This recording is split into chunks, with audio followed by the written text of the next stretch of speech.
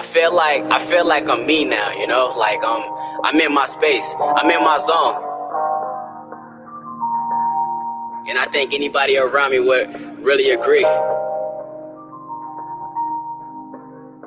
Yeah, saying things without a conscience in my head myself. Way into a blind person finally saying itself. Wearing my wallet on my sleeve because I knew fashion self. And I don't want that jacket if I got a ride a coattail, man, you can have it. I think they want me back on my gritty. One day she hate me, they miss me. Can't fuck with girls from back home cause it's HIV in the city. Niggas don't talk like confetti. No matter how much you lie to me, I know your ass ain't ready. Niggas acting like women. Niggas just wanna be messy. Spend your allowance money, hoping for some validation. Family don't understand you cause you just too complicated. Your mother way too crazy. And when y'all talk, there's no patience and you don't open up. And so they make accusations. Your pops died early. And man, you still trying to shake it. And yeah, I made mistakes. So my little brothers will make up. My granny do her best. So I try to show appreciation. And when she had cancer, it cut me deep, so deep. I would lie awake. Toss and turn, no sleep, ain't have an appetite. So had the time I wouldn't eat, then she poured through. I exhaled, they hit my knees, man, I couldn't breathe. Hold my throat, I couldn't breathe. If I ever lost her, it ain't no telling where I'd be. Becoming the perfect human, better let it in soon. A couple more sins to commit before I really commit. It's either small or too big, man, what do I really fit? Size me up, do it twice so we can really be sure. I apologize in advance, I just needed something to vent on. Backpackers they been on, putting my fucking foot on the gas. I masked that bitch until I crash. Call me a fucking doubter, I make him to a believer. 100 miles an hour, eyes closed, trying to see my future. Man, I really do this shit. I don't do this shit for kicks, but if we talking about the souls, man, they all sold them. Keeping greatness in the box, man, I'm claustrophobic. Don't mind me putting it in a pretzel like she doing aerobics. I told them, I be that nigga that you gotta get a verse from. They have fun and have fast. I wanna put away funds. You and your mom's class, every chance y'all get is you accept your step brothers on some bro to bro shit. Only to find out they apply to you quick. Man, I'm just saying, I'm just doing me. I'm just trying to make it. You niggas don't inspire me. I should be your fucking inspiration.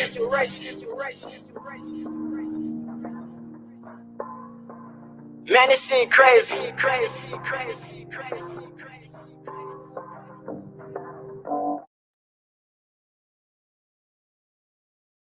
Black African power.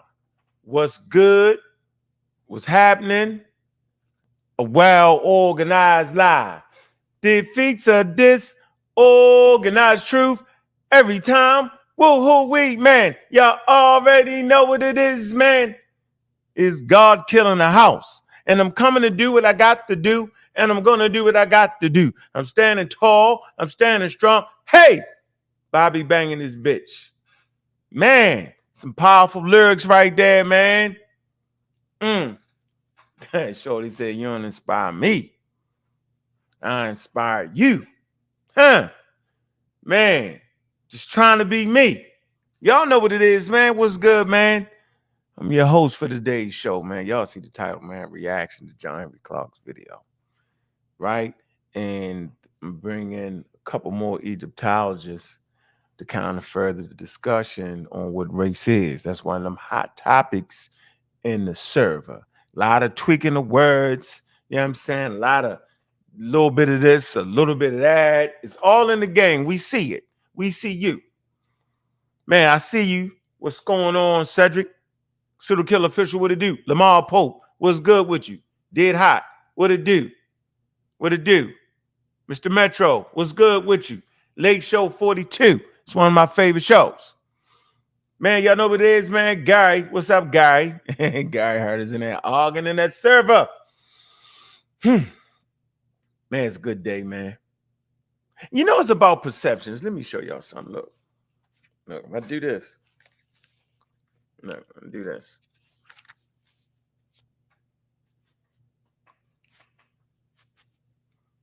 It's a different perception you got. Walking through your neighborhood. Perception, right? It's perceptions that rule the day. Negative or positive perceptions. Human beings are visual. So it's easy to understand why people will push back and fight against the social construct of race.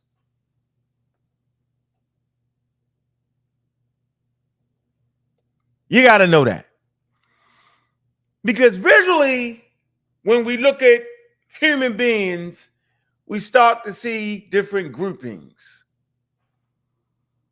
We start to see different hair textures.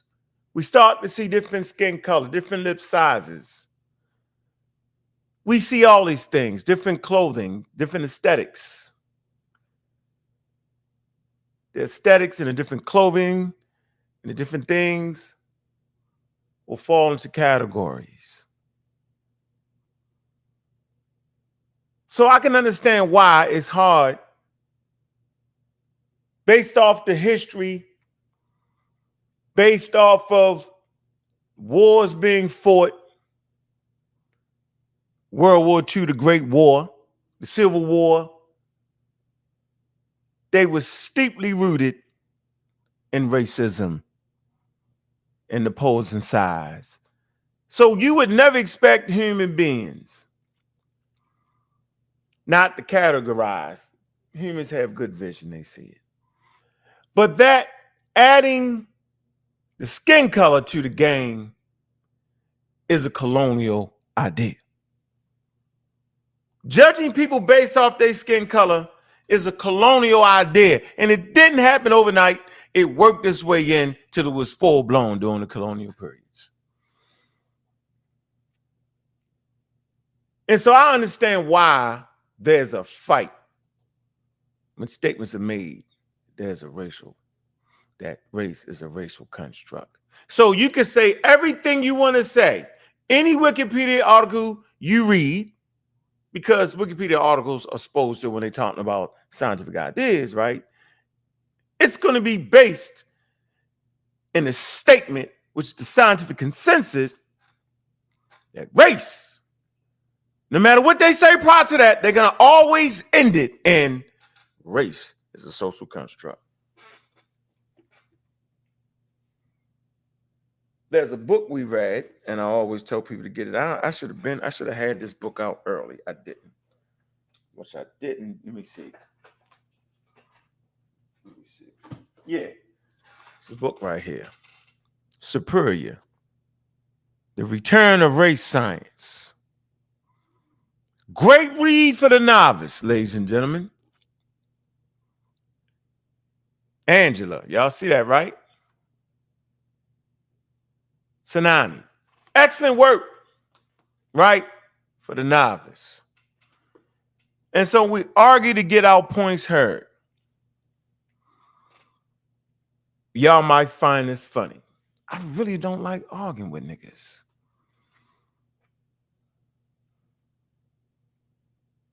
I don't. I like having discussions because it's in my favor. You might see me fighting on YouTube back and forth. That's because people want to fight ignorantly, right? People want to give you a lecture instead of a conversation. But I'd rather just put the information out and let's do it, right? But when buttons are being pushed, I know you push my button. I feel like if we're in an intellectual conversation, let's just do that. We don't got to push buttons because I'm the great button pusher. We don't got to talk over each other because I'm the great talker over. We don't got to cut each other off. I'm top-notch cut-off artist. I know when to cut you off right before you get your idea. These things I completely understand. My career started in an environment of complete nuts. And I know a nut when I see them. Polites, the Inkies, all the pseudos. They were spectacular in their approach to convince you something that wasn't that. They was great at cutting off. Polite will talk and won't even breathe, so you never can cut them off. Divine suspect, all of them. This is the environment I came into. I know all the tricks of the trade. So when I'm hearing dudes trying to pull the same thing on me that I done heard for years, I'll be like, man, knock it off. Let's just talk about it. But no.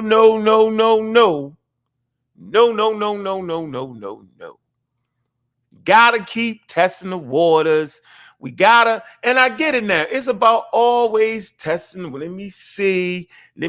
I done seen him. Let me try him out. It's always that. Like I'm fucking Billy the Kid or something. You always want to see if your gun faster. If your knowledge is wittier. If I can get him, just the old man getting slow. It's always that shit around me, man. And I'm getting quite tired of it. I think it's ridiculous. I think we get more out of discussions when we all just chill out. I'm really a cool dude. I don't want to be hollering, screaming, but I'll be like, man, is this what going on? Is they trying me? Like, for what?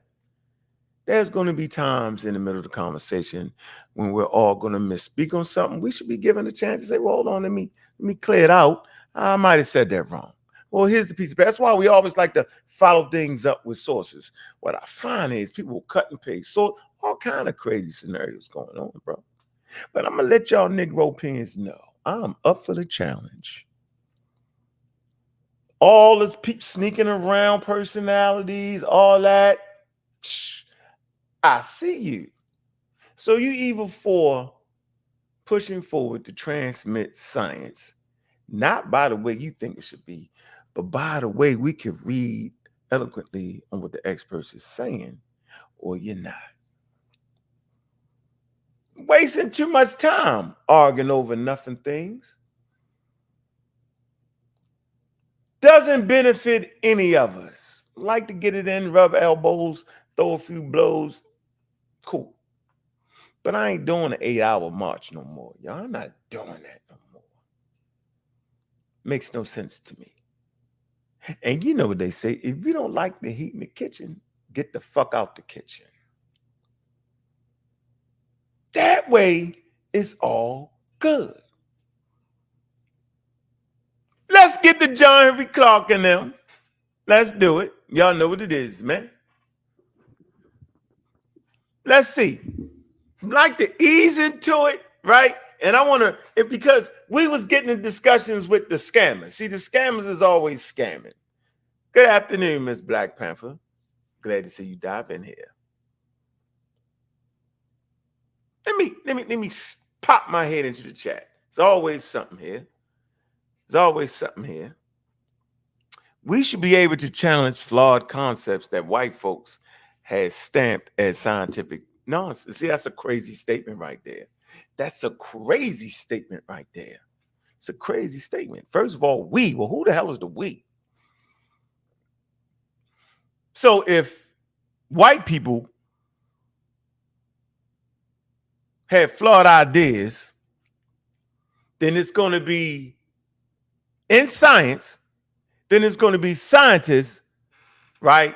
That's going to challenge those flawed ideas. You're not challenging anything behind a YouTube mic. You're not challenging anything on your way down the road from your job that you worked 8 hours. See, this is what we don't understand. Your part-time hustle is not going to be able to do it. You're spending 8, 9 hours on your job where you get your money and your bread. Then you want to dive in somebody else's lane and correct them. That's the flaw. That's the flawed concept right there that YouTube follows. Ridiculous. So social dilemma, you're pushing a ridiculous idea. Just wanted to give you a little shine a little bit. There. Just a little shine. Little shine. Man, make sure y'all like and support, man. Man, it's a holiday, man. Enjoy that, man. And I know y'all want to put the meaning behind it all. That's cool. But I'm saying, man, if y'all get a chance to to chill out, man, get your barbecue, your grill should be heating up, man. Sit back and enjoy it, man. Get that time off, man, and get paid for it, man. Some work jobs, some got businesses, some got to work. It's all good. There's plenty of videos talking about, the 4th of July, what it is. Enjoy those too. I appreciate all the support, man. I'm going to keep banging hard. See, I don't present my ideas. When we talk about science, man, stop it, man. I'm simply putting the information there, man. I'm putting it there, man, and you can interpret it like you want to. Do it like you want to do it. Have it like you want to have it. And have fun. So let's get to look.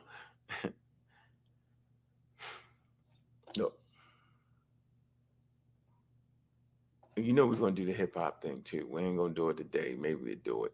But it's something I want to show y'all, right? All right.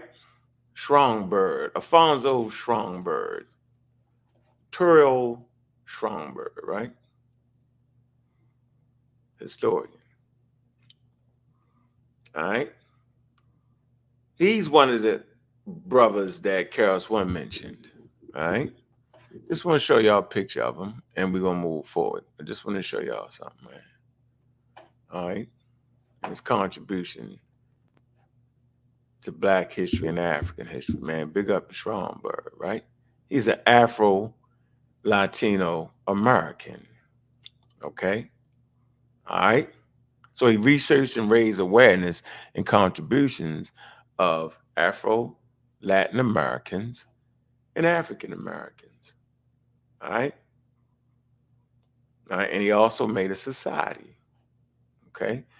The Schronberg Center for Research in Black Culture. Y'all can go there in Harlem, right? The library, right? So he was on his A game, man. And I'm sure Rob Bourne has talked about this man. But this is the guy that Karis One mentioned when he was talking about hip hop. So we're gonna get into that type of thing when we start to talk about hip hop, right? We're gonna definitely get into it. But for today's lesson, we want to start here in the Harlem History Club because this is important. A study circle founded in Harlem in the 1930s, right at the YMCA. Participants: William Nathaniel Higgins, John Henrik Clarke, John Jackson, Joel A. Rogers, Richard B. Moore, William Leo Hansberry, all right, Kwame Nkrumah, and so on. These are names of legend. We want to dive right here with this one, John Henrik Clarke. All right, pioneer, prominent Afrocentrist, the pioneer and creation of Pan-African and African Studies professional institutes, academia, starting in the 1960s. That's the man right there, yo. And what I recognize is most people don't even know who the dude is. And when people howling and screaming his name out, they don't even know what he taught. Because most of the people that was fighting in the Egyptian argument, most of the people that's fighting in the race argument, they don't even know who this guy is. All right? They don't even recognize him. They recognize his face, but they don't recognize his work. They mistakenly say what they thought he said and never get right what he did say.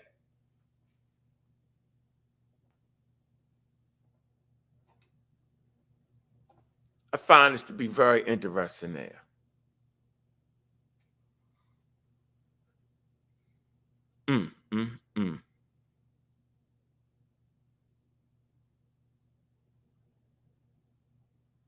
All right, let me see what you say. Book of Algebra. Oh, where you at?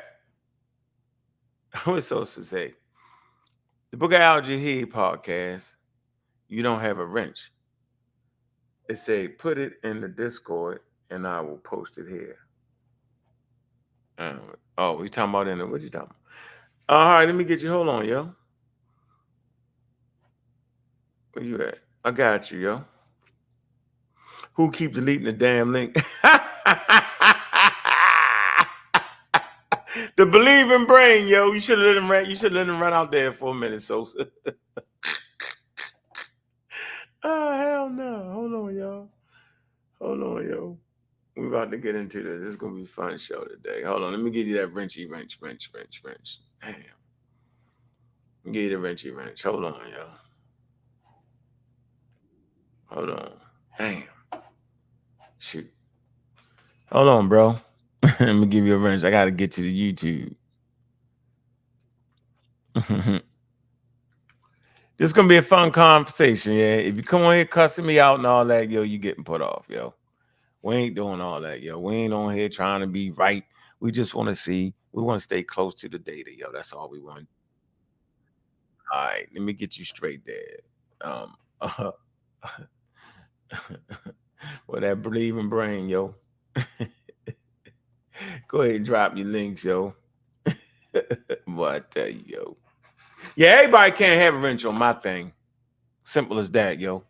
And you don't gotta give me a wrench in your thing. Cause I'm sure as hell not getting everybody a wrench over here, yo. I'm not doing it, yo. You gotta be a person that adds something to the conversation, yo.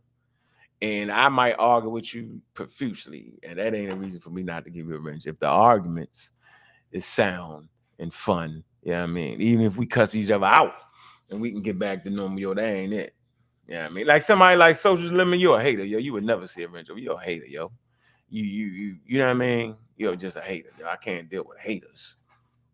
You know what I mean? Sosa might deal with the haters. Sosa get along well with haters, yo. I don't get along well with haters, yo. I can't take it. I smell you and I can't stand the smell. Okay, let's go. For this spiral off into some other things. All right. So here we go. Let's see what the great master teacher. I call him the great master teacher, yo, because he was definitely where he was supposed to be, yo. An Apple Cash link, bro. Do I got an Apple Cash? I don't know how to. I ain't figured that one out. I need to figure that one out. I'm slipping, yo. If I don't got the Apple Ash link, I need to figure that out, huh? Man, like and subscribe to the shows, man. You know what I mean? Pseudo killers, community skeptics, you know what I'm saying? Social's world, man. All right. Like and subscribe, man. Do that. So that love, man. Let me get right on this. All right. I want to hear what he was saying. This is going to put a whole nother dynamic on what the hell we be talking about, right? We can put that whole dynamic on it. Put that dynamic on it. Hold on.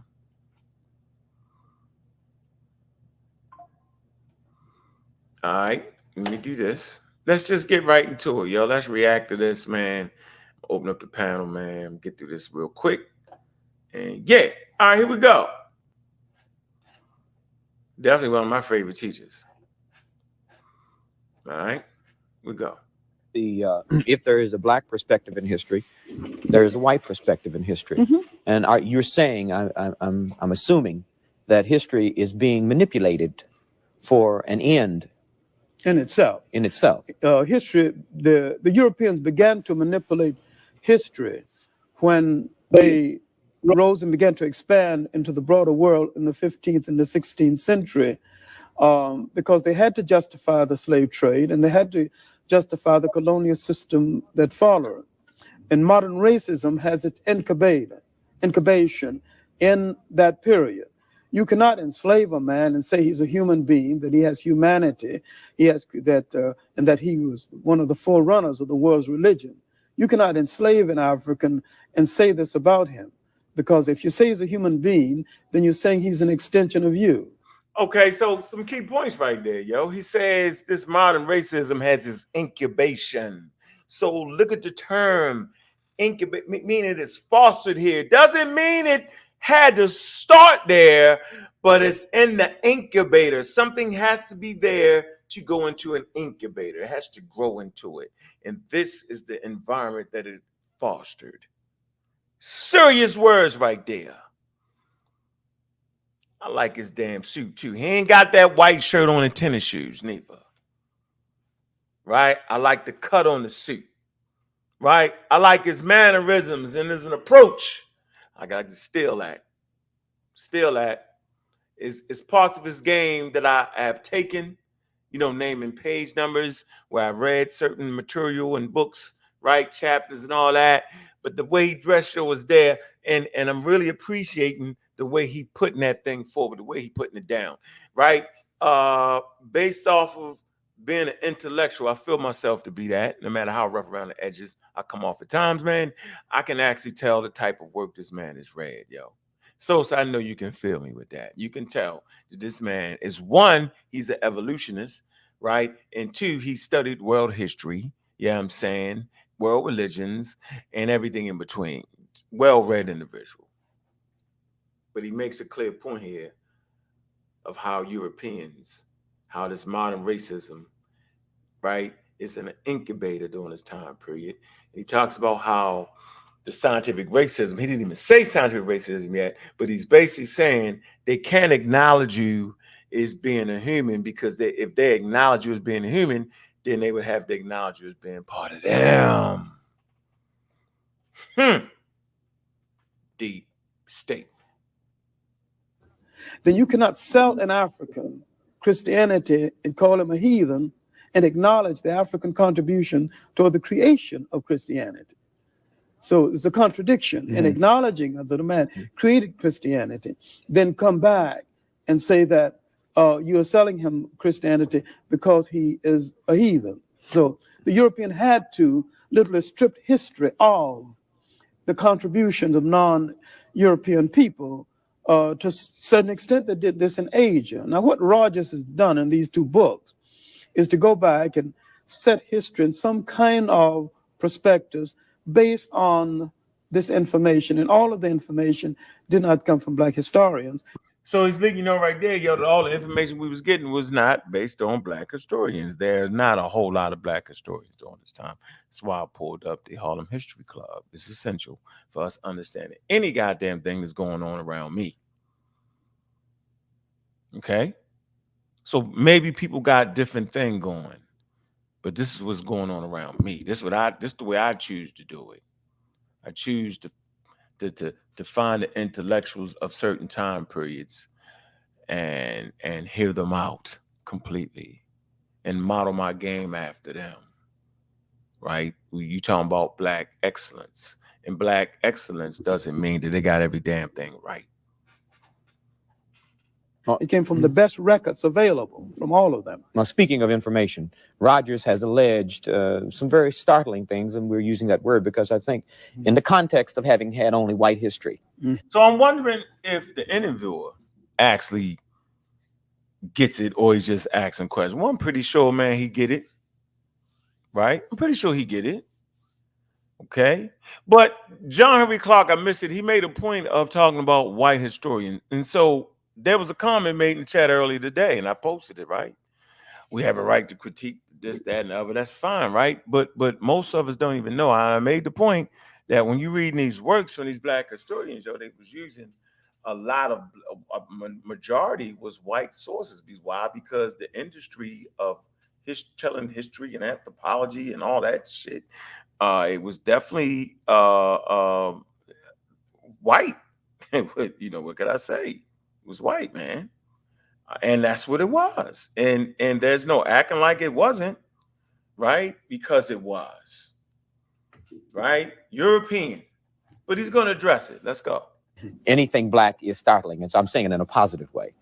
That some of his information has said that there were a number of American presidents who actually were Black, that there were a number of prominent Americans that history has treated as whites, who by his criterion or criteria of who was Black and white, according to society's definition, were Black. Oh, no, not according to Rogers' definition now. Understand, and this is the irony of it all, and this is the trap.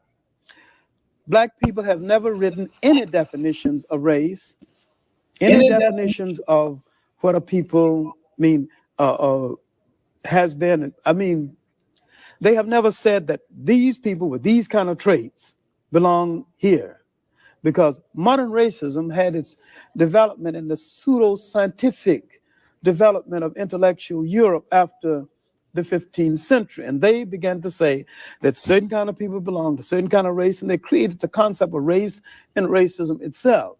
Now, according to the laws that's still on the statute book of the United States and some other parts of the world, one drop of us makes you a whole. Now, this ridiculous law and stipulation and measurement has given Black people a lot of white people according to that law. Now, it is according to that law. What law would that be? We're gonna go back over that law. I was reading the chat. What y'all going through in the chat, man? Let's stop that in the chat, man. I was saying when you get up on the panel, don't be cussing each other out. That's what I meant. You know what I mean? I ain't tripping. Yeah, let's keep everything cordial, but I ain't tripping. Where you at, Black Panther? You know I appreciate your contribution every day, yo. You're consistent with your contribution, yo. Yeah, let me clear it up. I was saying don't get on the panel cussing each other out. Right? As long as you ain't doing some wild ass comments in the, you know, some very wild out of order comments in that chat area, man. I ain't really tripping. If a person want to cuss, right, y'all, I'm gonna let y'all make a thing about that, man. But that ain't, you know, as long as you ain't being racialized with your words and all that, man, you know, calling women out their name and all that, and calling, you know, brothers out their name for real, man. We don't want to do all that, yo. Yeah, we want to keep it right, yo. All right. And you know, that's not fall apart, yo.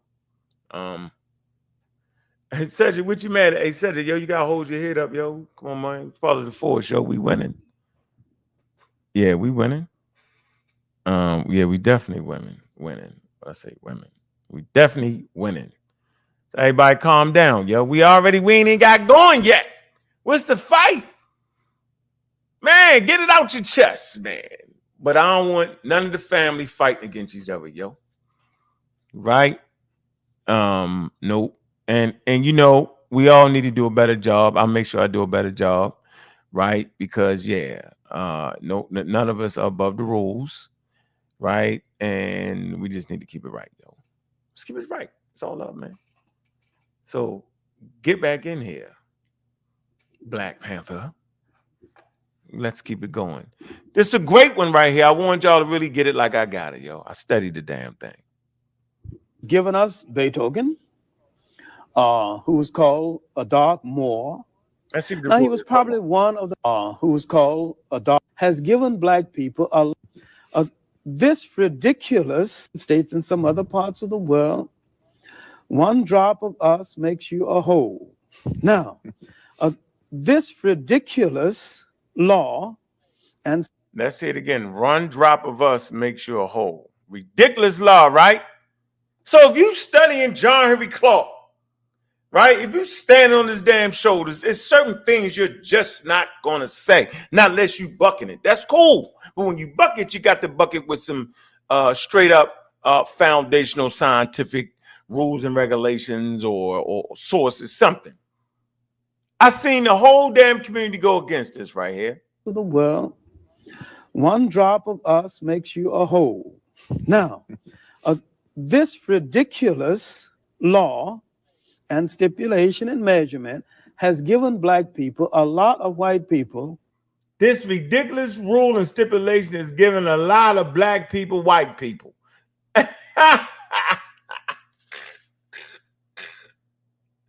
So nobody amongst us in that wild conversation we was having should have did it. And that brings light into the statements that was made about the one drop rule when we brought the experts on. You misinterpreted what they were saying. But I think you did it on purpose. Y'all find out. According to that law. Now, it has given us Beethoven, who was called a dark Moor. Now, he was probably one of the many olive-complected Europeans that you see in the millions throughout Europe. But in the States, in the United States, they say that if you have one drop of blood of a black person, you're a whole black person. Now, by this stupid law, we have a whole lot of white people. There's a whole lot of people that think they're white that belong to us. We might claim all of South America because the Spaniards were mulattoes when they got there, having been mixed with the Moors for nearly 800 years. And they were even before the Moorish conquest. Mediterranean Europe was highly mixed with Africans. Nobody thought anything of it because they were a mixture of power and influence and trade, and they got along fairly well together for hundreds of years before they turned on each other. And I don't say it did the Europeans any harm because the handsomest people in Europe are the olive-complected people who mix with the Africans. You're saying, in essence, that there's no such thing as a race. Huh. Now, here's where the rubber started to meet the road. It's going to tie into all our conversations, and this is where we at. And what is the date on this video? Y'all see it. John Henrik Clarke interview, 1973. So I ask you, what the hell is 99% of the people on Sarnetta TV talking about when they interview them? And they claim to love the great John Henrik Clarke. What the hell is the Magi Toothpicks talking about when they claim to stand on the shoulders of John Henrik Clarke? What the hell is going on? We have a problem. We got people in the chat right now don't understand what that man is saying, and then they all make the statement, no, they agree with us. No, John Henrik Clarke. No, they don't. I'm tired of that wild rule. I'm tired of that wild statement where you saying they agree. I'm tired of that. There's slight instances when we're arguing at each other and we might be saying the same thing in different ways. Maybe. I'm a stickler though. And you can judge me the same way. I ain't got a problem with it. But I'm not going to sit here and allow people to berate the platform, community skeptics, pseudo killers, berate our work, Socialist World, and then claim to stand on the shoulders of John Henrik Clarke and shoot toothpicks at you all day long, getting on our damn nerves, creating a damn scam. Because if you saying that you stand on the shoulders of the black revolutionary scholars, then listen to them.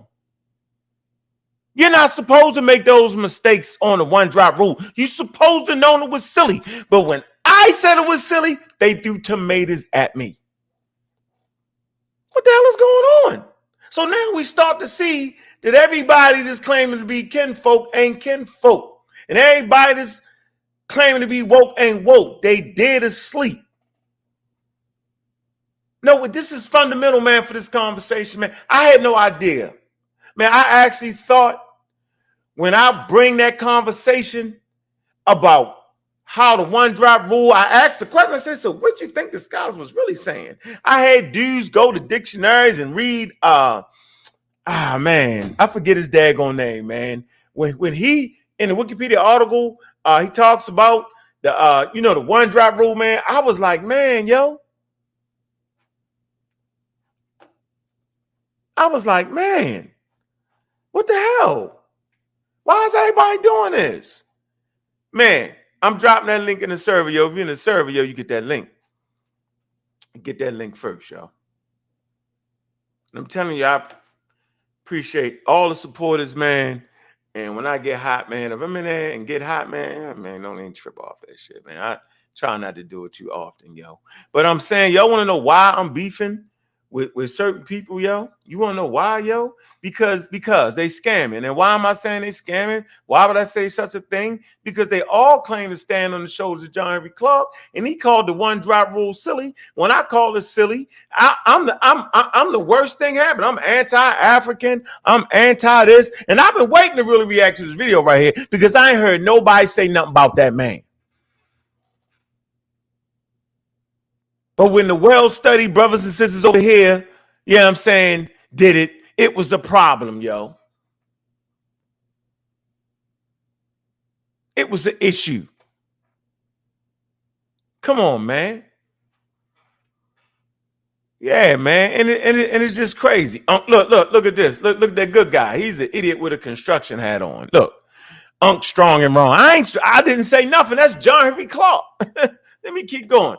What's going on, Brother Joe? How you doing, man? Good to see you around, man. Peace, my brother. Appreciate the donation, man. I got a couple good donations, man. I appreciate that, man. Sister Sci-Fi, I appreciate that. All right. Didn't get a chance to shout y'all out live like I always want to, man. I want to shout out, the supporters, man, because it's a rough daggone road, boy. I swear it is, man. I would send you something, but the way my checking and savings work.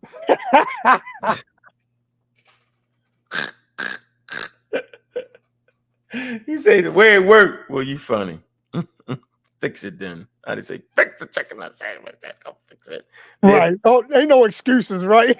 Yeah, ain't no damn excuses, man. Catch a plane, knock on the door. Oh shit. Yeah. You still cooking or can I get in? You can get in real quick. We good. All right, listen. I'm gonna push back on you, man. Push. But you got to hear me out. Just I'm give me gonna hear like you 2. All right, let me like 2 minutes. Go ahead. So the first comment that you put up. Are you a Christian? Let me stop. Let's see, here we go. We'll do that show one day. We'll do that show one day. We're gonna do that show. Yeah, we don't want to derail this. Listen. All right, go ahead. The first comment you put up, it was black people should be able to challenge white people, right? Okay. All right, and you was like, nah. So I say, no, that's a good statement, right? That's a good statement. But you gotta challenge this stuff with some evidence and with some testing, research, and development. You gotta really put the work in, right? You can't just imagine whatever you're going to test it with. And here's the funny thing. Here's where I want to go with this. Where you pushing back on though? Where you pushing back at? Oh, it was that right there. You was like, no, you can. I'm like, yes, you can. No, I said it the way you said it. We just said it different. I was saying you ain't gonna challenge a nigga from the microphone on YouTube.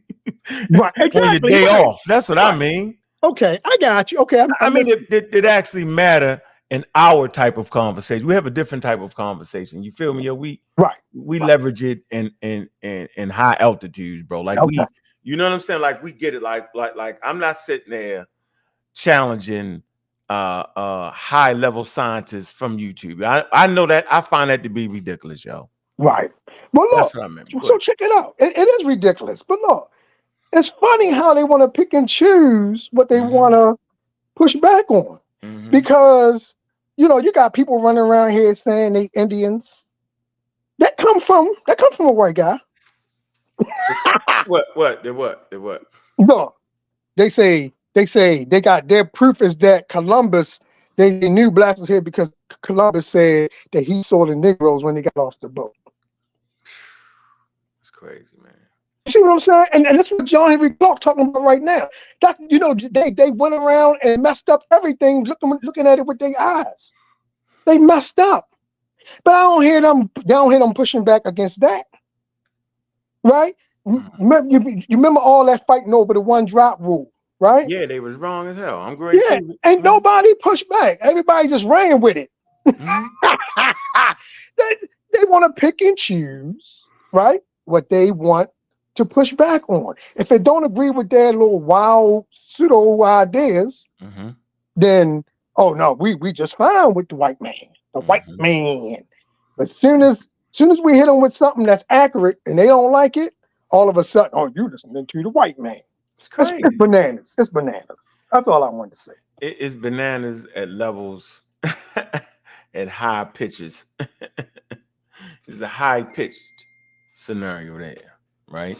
High pitched. Okay, so all right, let's keep it going. He's gonna get into it, yo. There you go. Let's go, Mr. John. Here you go. Oh, I maintain that race is the phoniest issue ever invented by the mind of man. The European invented and developed the concept of race. There's really no such thing as a race because nature created no races. See that? Created by man. You get that? See how he did it. Yeah. So if you well read, he's basically saying that nature didn't do such thing. And then you read these books, nature knows no color line. See what I'm saying? See how that go right there? Yep. You got to read, right? So he's saying it's the phoniest thing ever. This is in 1973. So then why we got groups of people trying to push race? Because the white man came up with it. And like I just said earlier, they don't want to push back against the white man. They tell us y'all listen to the white man. Oh, really? Have you listened to yourself lately? Carbon copy. Yeah. Hold on. And then they sit there and they'll make points about, Well, we agree with that. You don't agree with that statement, because if you agree with that statement, you're not going to see the Egyptians call themselves black, because that is a racialized statement. You feel me? Hello. See what I'm saying? Bruh. So, see, a racialized statement, meaning you have to make a race, you know what I'm saying? And then racialize it, mean you're putting into categories, and we know how they did it. They put the white on top and the black at the bottom. That's what that is. No more, no less. And this man is a great historian, yo, and he ain't dogging black people at all. But see, I ain't got the suit. I probably need to put the damn suit on, a little purple shit in the Put the suit on. Hook it up. Oh, you gotta hook it up, because if you don't hook it up, they're gonna clown you. Yeah, I'm hook it up. What's good to the panel, y'all? What's cracking? Yo, we going through the reacting to the John Henrik Clarke. Go ahead, brother. Get in. I was just gonna say, even before you deal with racism, you got to deal with racialization. Like that's a whole nother thing. Like racialization. You don't have racism till you have racializations. Period. Absolutely. Flash, what's up, Flash? What's happening, brother? What you say about the who? The Ravens? What you say? The what? The Ravens versus the Chiefs. Who gonna win? Uh-oh. You know what it is. Go ahead, brother. What's going on? Hey, check it out. Now, I listen to you all the time. Go ahead. I hear you. Go ahead. Hey, listen, something to tell you. Hey, I hear you say everything about all the scientific stuff that we read. You know, yeah, we know we going again. We all have education with the Europeans. I got some kind of echo, bro. I know I can hear you. It ain't echo, and I can kind of hear you. You hear me? Yeah, I can hear you good. Go ahead. I'm gonna come back in. I'm on my MacBook, but I'm gonna come back in with my other pedal. I'm gonna come back in. All right, sound like you're gonna make a good point. I'm with you. I'm right here. Hey, listen, we study all white education. We got an educational system made up by white people. Okay. Okay, so break it down. Thought. So why do they ignore the African thought? Because it ain't their. Why do they ignore the African thought? It ain't their job. It's our job. You get it? No, it's not even our job. We can't even give an African thought. We give an African American thought. No, it's our job. It's our job to study. It's not our job. We can't speak for the Africans, bro. If we go over there and say something for the Africans, they're gonna have a different stance. No, I agree. Hold on. I agree. You think I disagree right there? You think I disagree? We're supposed to speak for ourselves. We're a whole African American. We are an American African, bruh. There you go. So we're so sad. Shout out. Almost.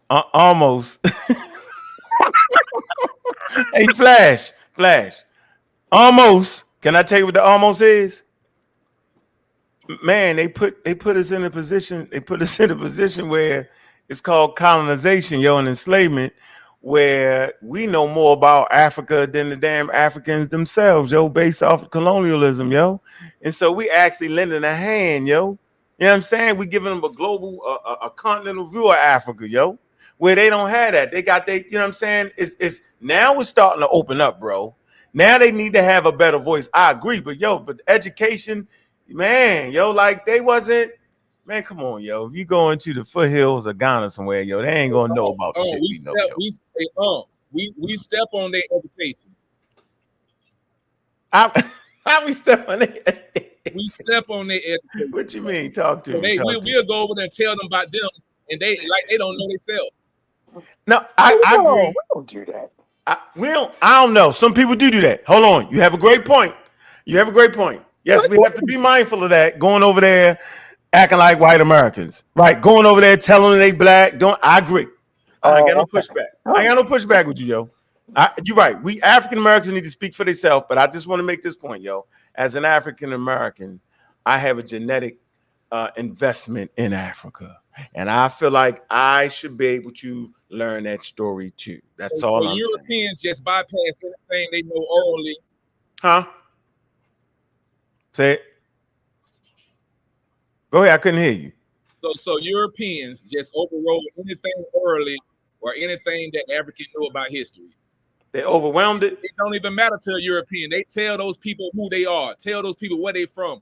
Tell those people what their culture is. Tell those people what their language is. How can they fucking do that, bro? All right, okay, because they actually developed the tools. Hold on, wait a minute. Wait. Listen what I'm saying. You got listen. We wasn't trying to dig up no graveyards, yo.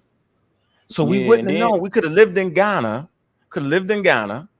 All our lives for prehistoric time and ain't dig up one grave. Or even you start thinking about, well, let me look at the bones. What kind of, we ain't do that. So they add that to it. But I agree, like based off of that foundation of who they are, their cultural thing, yeah, that's where they at now doing anthropology. They let the indigenous people tell their own story, yo. So I'm saying it ain't as clear cut as you trying to make it, but I get the gist. Go ahead, Gullah. You about to say something. I get the gist of what you're saying. No, yeah, I was so, gonna say. why don't Europeans do China like that? They can't go there and tell China about their culture. They did. They just told them. They were like, look, they did. They say, hold on, yo, y'all not no first damn humans. They did tell them. Yeah, and then too, like you know what I'm saying, like even like modern times, like they go to these places, they live with these people, they spend time there, they learn the languages and shit. You know, they do all that. It's like Greenberg, Joseph Greenberg, you know, came with Afro-Asiatic language file. He actually learned Hausa language. He know it fluently. Well, he knew it fluently. They did go to China and tell them who they went to China. Remember they went to China, they put them out, but they did colonize China. I ain't tripping. Took the tea. Where you think tea come from? China. I don't know, man. I get you. They don't tell the Chinese has autonomy with they thing, yo. But everybody's supposed to have autonomy, but China wasn't enslaved neither, though, yo. They have a prehistoric civilization, just like Africans have a prehistoric civilization, right? And China got a thermonuclear weapon, right? That's part of it, yo. Why am I saying having a thermonuclear weapon is part of it? Not what y'all thinking. I'm saying China has a thermonuclear weapon, meaning that they're technically sound, right? They're dealing with modern science at greater levels, which means they're dealing with anthropology, doing all that. Now, I would like to add that in Africa, where you start to find anthropologists, the main issue is that Europeans aren't getting them credit when they actually in those fields. Remember we talk about research papers, they put the African name last. That means you made the least contribution, like the paper I wrote, right? Part of it, I made the least contribution to the damn paper. The other doctors on the paper made the greatest contribution to it, right? And so they don't give them a real credit. But you do have Africans that have anthropology doctorate degrees and work in the field and do all that. Like Haile Selassie is one of them from Ethiopia, right? Not to be confused with the emperor, right? One of the leading anthropologists is Haile Selassie, and they make great contributions telling story. And then the native people be mad at them. You know what I'm saying? Be saying the same thing you saying. That's not our history. Wait a minute, yo, I'm bigging up the bones. I'm telling you what it is. You gonna say something, Gullah? We're gonna keep the thing going. Yeah, now that's what I would say. If you let the colloquials tell a story, like in China, you're gonna have dynasties. People believing dynasties really descended from dragons and stuff, right? You know what I'm saying? Yeah. So they all fall to science at the end of the day. If you want to get a real accurate understanding, the issue was that those early colonial powers and Europeans was taking advantage of that. But now they actually, the field is where they just want to let the indigenous people tell their story, yo. But not the colloquial story, like you said. We don't do that. We don't want you to play with us, right? We want you in charge of your science. You know what I'm saying? And you got to take control over your thing, yo. So I'm trying to, Flash. So you basically saying what? I'm saying we live in a colonial world. Huh. I mean, we've been living in a colonial world. Humans been colonizing other humans before Europeans, yo. Egypt colonized. So listen, I want y'all to listen though, bro. If these colonials never took over Africa, you really think they wouldn't have their own thought? Like, bro, I got to get out that box you think about, bro. I'm trying to get what you're saying, yo. Yeah, I think they'd went the same. I think they'd have got to the same place, yo, without no white people, right? I actually think, based off of them having foundations in proto-science, I think they would have did the same thing, yo. Man, that one drop rule fucked up all the damn African came here. I mean, the one drop rule, that's just a United States thing, bro. Yes, that's just the United States. That ain't nowhere else. Us being mixed with European blood messed us up bad, bro. We just as bad as the damn colonials, bro. You think it's the blood or the culture? What you think is the culture? Let me play this. Let me keep going. What up? Before you start playing the video, let me say what up. I saw the title. Hey, the blacks in America is basically black European. All right, what up? What up, That sounds crazy. What? I don't agree with that either. Yeah, I'm just trying to get abreast of the conversation. He jumped off the building. I saw the title. How can we disagree with that? Can I get this out? Yeah, hurry up, because I won't get through that. I won't get through right. I just want to say, this is something I've been speaking on. I saw the title. I was like, oh yeah, this is something that I must join in and listen to. So I'm just trying to get abreast of the conversation and things like that. But I appreciate the title. That's what you wanted to say? Nah, and you know where I stand on it. It's a biologically constructed construct. So there's some ideas that they use biologically to construct this idea called race behind.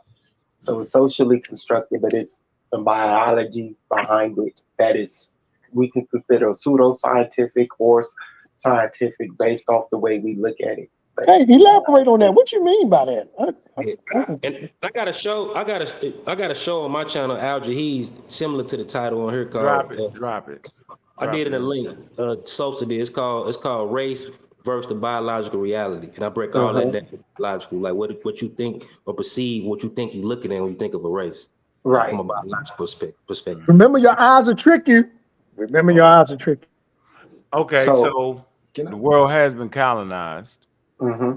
Ants are colonial too. These are too. Ants colonized the world. Viruses colonized the world, and humans been getting colonized from the beginning. So that's why it's important to understand your history and don't be ashamed of it. That's important. So when you play Native Americans and all that, you're actually ashamed, And the way to fight back is learn and understand the tools that are being used against you, That's important. Word. Right? Exactly. And you should never call science a white education. That's math is not white. All right, none of that.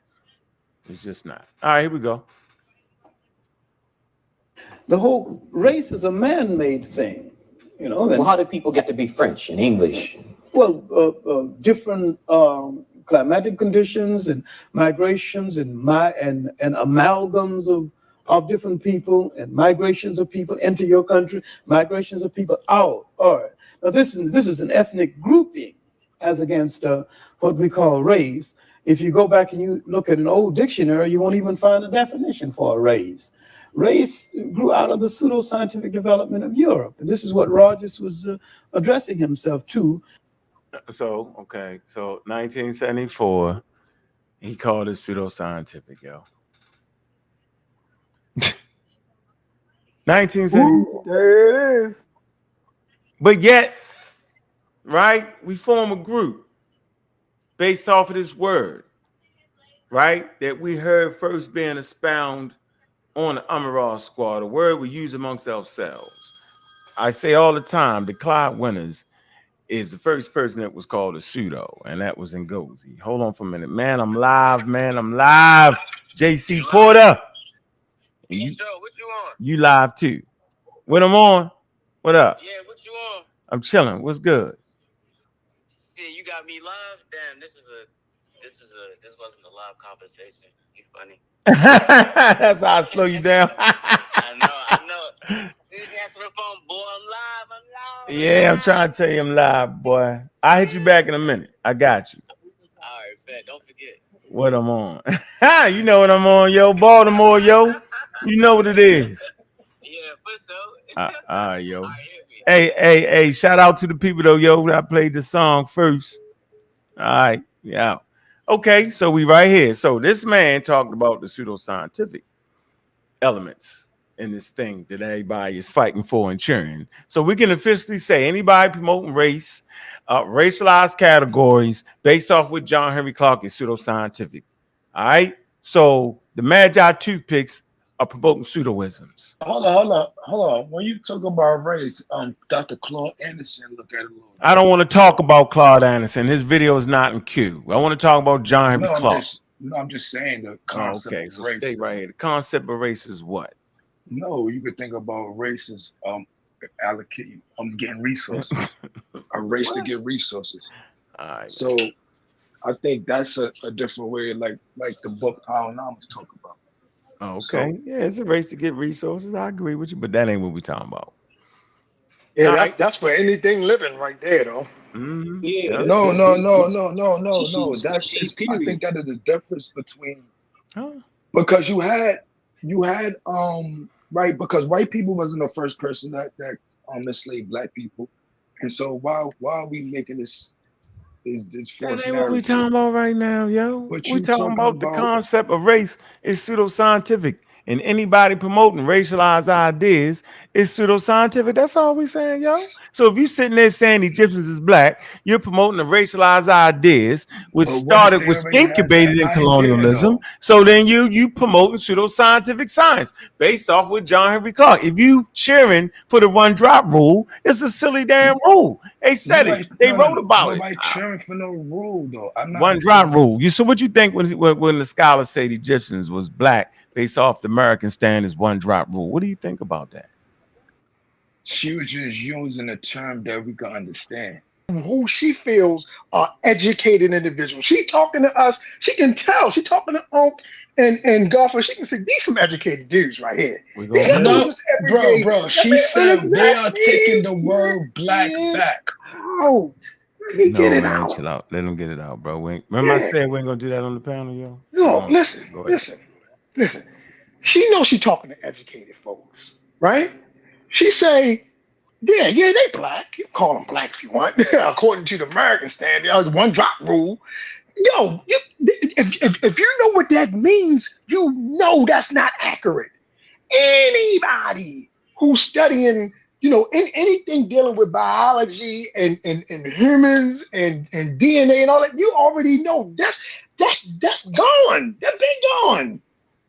So you already know. So you're supposed to be able to catch that. Your ear's supposed to be able to say, "Oh, dang, okay." So she like, okay, if you're gonna be ignorant, I guess you can call them black. That's what she's saying. You really believe that? I think that's the problem, that you have a way of thinking about things. So you really believe that she wasn't just explaining to African Americans how we understand the word black in America is just different from the way those people in Egypt today see the word black? You don't see that concept as being different? Heck yeah, it's different. Everybody know it's different. My question is, you don't see her explaining that. When she said that, she was just she would never. Two cultures look at the word black. She would never tell you that the Egyptians were thinking like that, because that kind of idea did not exist. No, stop. Let's get the conversation straight. She was saying, the way she was explaining to the one drop was for us in America understand the concept of black and somewhat in a way. And then she said that she says the ancient Egyptians would have been back on the back of the bus. Again, to the keep in our mind to understand the concept of being black. Are we together on why she said the one drop rule in the back of the bus? If you're trying to, okay, I can walk with you. I agree with you. If you're trying to say that when she said that, she's saying anybody with some melanated skin, anybody who does not look like a European is going to end up on the back of the bus. And that's what you're saying, then I agree with you. I'm saying that's what she said. And she said, no, so what do you mean, though? What do you mean? What I just said, what it meant to people back in the days and what it would mean to people back in those days that they were black. I don't see, how can you see any other way? She said, we are taking the word back, black, back. Didn't she say that? Yeah, African Americans take it back. No, but you can't put that on the Egyptians, though. How you gonna put that on the She Egyptians? said we, though. Hold on. She said we because she's saying it. I'm only thinking about it as her stance of her professional stance. She said the word we are taking the word black. I'm lying? Yeah, hey, look, check it out, bro. If like I'm gonna repeat myself. If you're trying to say that what I didn't catch what you're catching, I must have missed it. If you're trying to say that she's saying that African Americans are trying to take the word back, then fine. We're But gonna I move don't forward. think she was saying that. We're gonna play I had to that. listen. We're gonna play that. We're not sitting up He here. got me. He didn't You're not gonna sit up here and listen to that good guy who's really the bad guy. What's going on, King Sosa? How you doing, brother? You was part of the epic argument and fight, and back to normal. What's going on? Everything good, man. Peace in the Not for chat. you and Miss Tiff, yo. We'd have pulled the guns out. Shit, she hung in there. I took a nap from y'all niggas. Yeah, you took a nap and came back like, I'm gonna lay down, bro. Stress me out. Yeah. Don't nobody want to hear y'all saying the same thing. Then we turn out madness on you. What? That's how. Yeah, it's funny. I thought it was an email show. I'm trying to catch the email show, but shit, it's all good. We'll sit back and wait for that. Oh, the email show gonna be good. Yeah, that's all the way. Yeah. What you got a source for the email show? Huh? You said because you said you had a good source on deck or something. Was that for the email show? No, that's for the race. For the race, well, for our conversation yesterday. No, that's different. You can bring. Was that one in the chat? That was a good one. Whatever that last thing you posted, I don't know. If it was the last thing. It was pretty good. Whatever that was. I got one on human, just from the science, from human genetics. Just talking about the paperwork and how the polymer race, why they're trying to move it out of scientific journals. Yeah, you read it. That's what, good. What word they're using to replace it with, so forth, shit like that. Yeah, that's a good one right there. That's a good one. That was kind of part of the conversation. I know I was saying they trying to remove that shit about it because it's confusion. It is. All right. Because in the chat they have issues right now. They kind of fight because Mr. Metro arguing with a couple folks because you have the social construct race, right? But they're arguing they got a biological conversation mixed in with the social conversation. When they say, is it real? You know what I'm saying? You know what I'm saying? So now they have an argument based on the reality of it. Yeah, if you are a black man in America, that's real. You know what I'm saying? Mixed with a biological conversation of race, not necessarily being not neatly packed into a biological. You know what I mean? So they're having that conversation right now in the chat.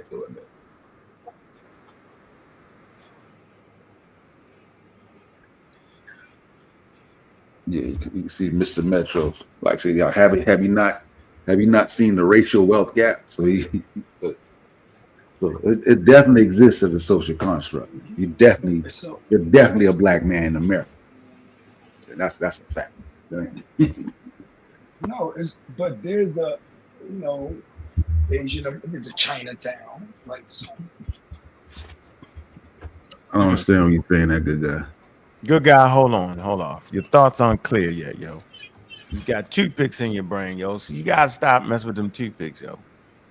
Trust me, yo. The toothpicks ahead, you just won't. You can never grow, yo. You gotta be in some of these discussions we be having. I think you got the propensity to learn, yo. You just, but do you have enough in your tank to be able to fort the foolery, yo? That's why I'm giving you this man that you all respect. Do you respect John Henrik Clarke, brother? The good guy? It's debatable. It's debatable. Yes. What did I say that was wrong?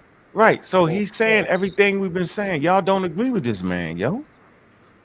At all. Y'all really don't agree with him, which is cool. But hold on. To say that race is a made-up construct, everybody know that it's made up. But to say that, why would the Egyptians? So you saying Egyptians made it up then? They was the first ones to make it up, right? That's what I'm trying to say. That if they had a concept of Asians and other people, it's different. It's two different. What's the So they had a concept of otherness. they knew they were different from other people based off of All right, then. phenotype So they could, right. and land masses. They knew those Ethnic people groups. were different Ethnic based off groups. the cultures. I don't know Bingo. about It was ethnic groups and shit like that because ways of life and things like that. So they knew they were different from them. So that's what they was basing their depictions off of. I don't And know about that's phenotype as much. We're gonna find out though. So you were saying something. We get right back to the video. You was making a point real quick. No, go ahead. All right, here we go. All right. And saying that according to your rule, which is ridiculous, a lot of you belong to us. Well, in another context, if race is arbitrary, then could we say that being called black was a political term? Okay. I mean, we covered all this. We covered all this. I swear we covered all this. And y'all know what my favorite source is? It's called The Black People on Wikipedia. I swear it said that. Was they sitting down watching this video and make it? Here you go. Watch this. I don't hear nobody saying nothing about this dude. Look. It's a political term and a term which indicates our self-awareness at this juncture in history. And I think we really need it. We need to really bathe in blackness for a while, but I wish we'd get the bath over with and go on to something a little more important. So, okay. Yeah, he says political term, it was important for this particular time period. What's the time period? 1970s. But I wish we'd get the bath over with and go on to something. What's the time period? The 60s, right? 1974, you'll get the Cairo Symposium. You get UNESCO making like the second statement on race. He said, yeah, we need to bathe in blackness. That's what they was doing during the black power, right? And we picked up the mantra, black power, black African power. We was talking about our uniqueness, black power. Right? Okay. But you got to find a way to move forward and not forget the lessons that you know. We act like if we move forward, we're going to forget the damn lessons.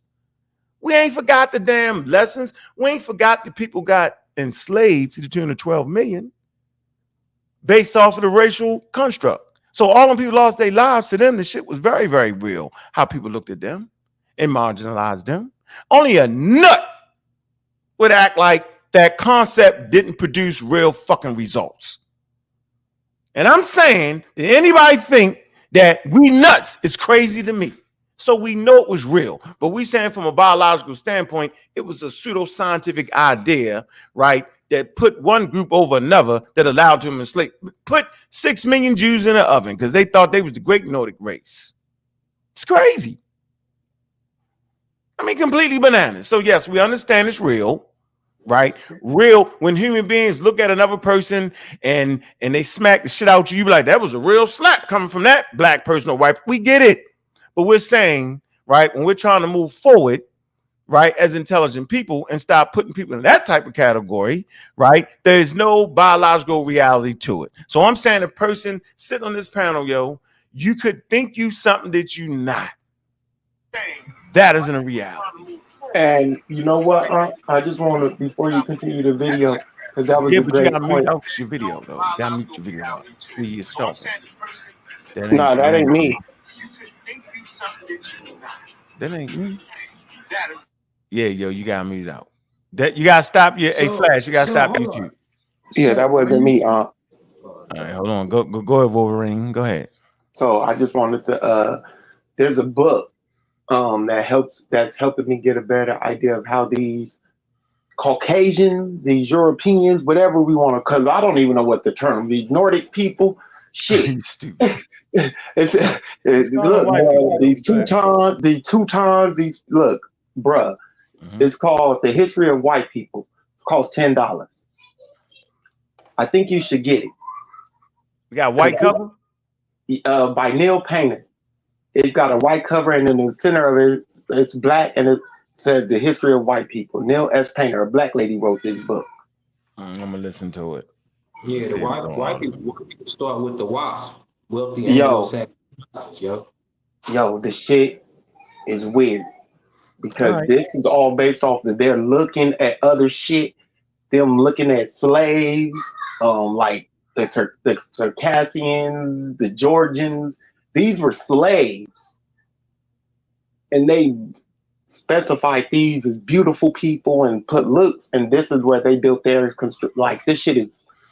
So yeah, they built that construct. They built the white. They built that whole construct. Yeah, based off of those standards, and the shit is like. So yes, whoever got the gun at the time, he'll get to make the rules. All right, let's keep going. Oh, can I hold on before you go?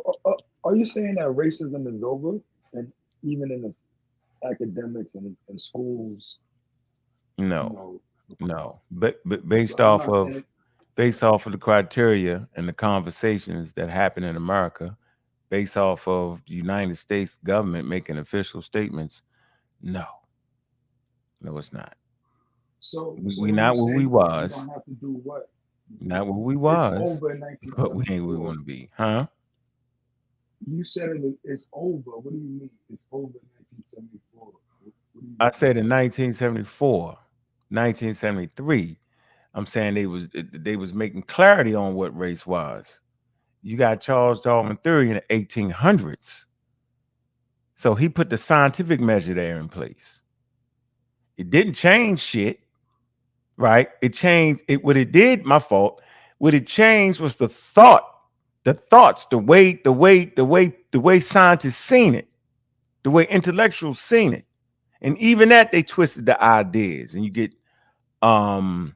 shit. What's the word I want to use? Galton and them.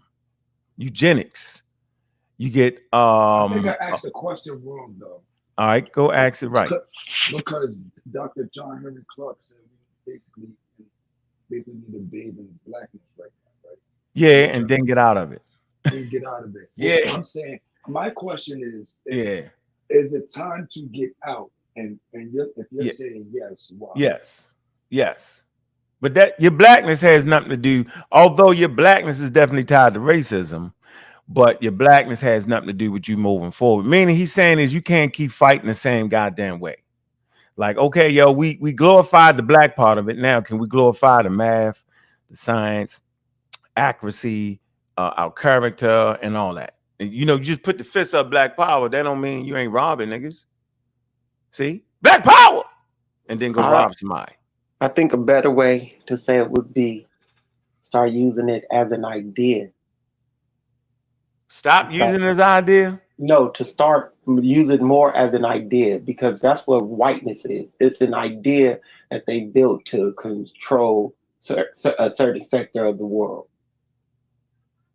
I think we built the whole country, a whole culture based around blackness. I think we understood the idea.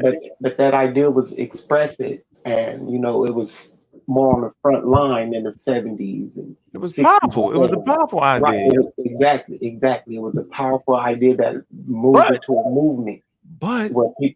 So now it has to become more of a be more mentally grounded and used to help us push the science forward, to where we don't forget about the science and the proper methodology to draw conclusions and things like that, to tie in what you were saying. I agree with you. Let's keep going. Totally agree. Because black in itself is not an ethnic term. Black tells you how you look, but it don't tell you who you are. We are essentially an African people. Wherever we live on this earth, we're essentially an African people. And we relate to the millions of African people throughout the world, including the uncounted millions of Africans in Asia. The word Afro-American or African-American would probably be more appropriate and more honest and more in keeping with what we actually are. Because all of us are not positively, physically, real jet black. And so the argument now sometimes is between the supernationalists and the mild nationalists and blacker than thou, when blackness is a state of mind, a state of attitude, a state of approach to things that can exist in almost any of us, including from the blonde black person to the jet black. And the jet black can be traitors, and they can be patriarchs. They can be a whole lot of. See, we've been everything in history from saint to buffoons. We're a complete people. We've been everything. From saints to buffoons. I thought it was just me. We see a whole lot of buffoons. That's the point I'm trying to say, yo. That's an intelligent man there. Kyle says, y'all rebuttals and responses to the fact that race doesn't exist outside of political alignment is shocking and disheartening. Maybe we as a collective are too old to comprehend this. There you go, Kyle, man. Big up, man. Supporter, man. Get that glow like Kyle got, yo. Yeah, he said we've been all things, and these days we see a lot of buffoons. I didn't say it, he said it. The world is being changed right now by a race of Chinese people right now. Okay, says you. Let me move forward. There's no race of Chinese, brother. That's something you're saying. Here we go. And we need to start looking at ourselves as a complete people. And I think that once we convinced ourselves that we're black and beautiful, we'll stop saying it and just go ahead and be black and beautiful and release a whole lot of energy for more important things. All right, since you said... So it seems to be something more important just than some energy pent up over you being black and beautiful and black and proud, huh? I'm glad he said that because that ties into what I just said. It seems to be something else. I don't know what it is. Maybe it could be understanding your local politics. Maybe it could be understanding levels of education. Maybe it could be wanting to compete and make strong communities, stem drug addiction out communities, gang violence, drug addiction. You know what I mean? Maybe there's some important things, making sure we be our brothers and sister keepers, keep fathers around more, make them care, make them stay close to their kids, raise their kids. Stop keeping a whole lot of black women, being single parents. All these things, man, is definitely more important than being black and proud. I hate to tell you, I hate to break it to you. Abuse on women, out of order. Abusing each other, out of order. You got on the red, I got on the blue, I'm going to shoot you. Out of order. Yeah, we promote gang culture like it's sweet. Man, it's death culture, man. That's why I don't promote selling dope. It killed people. I can tell you the stories. People die. You know what I'm saying? When people die for drugs, I'll give you this in Baltimore, Maryland. Take it like you want to take it. When somebody come out with a pack of heroin, right, and it kill people, that's the pack they run to. That's wild, ain't it? Let us move on.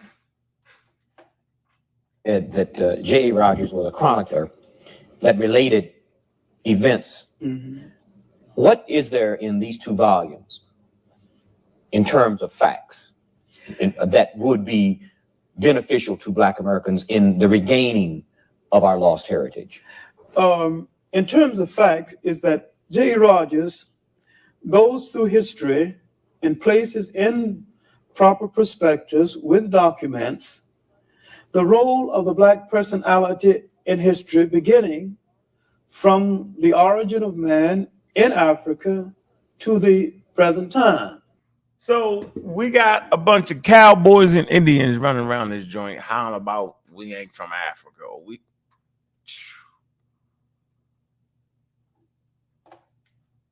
A bunch of cowboys and Indians, yo, running around.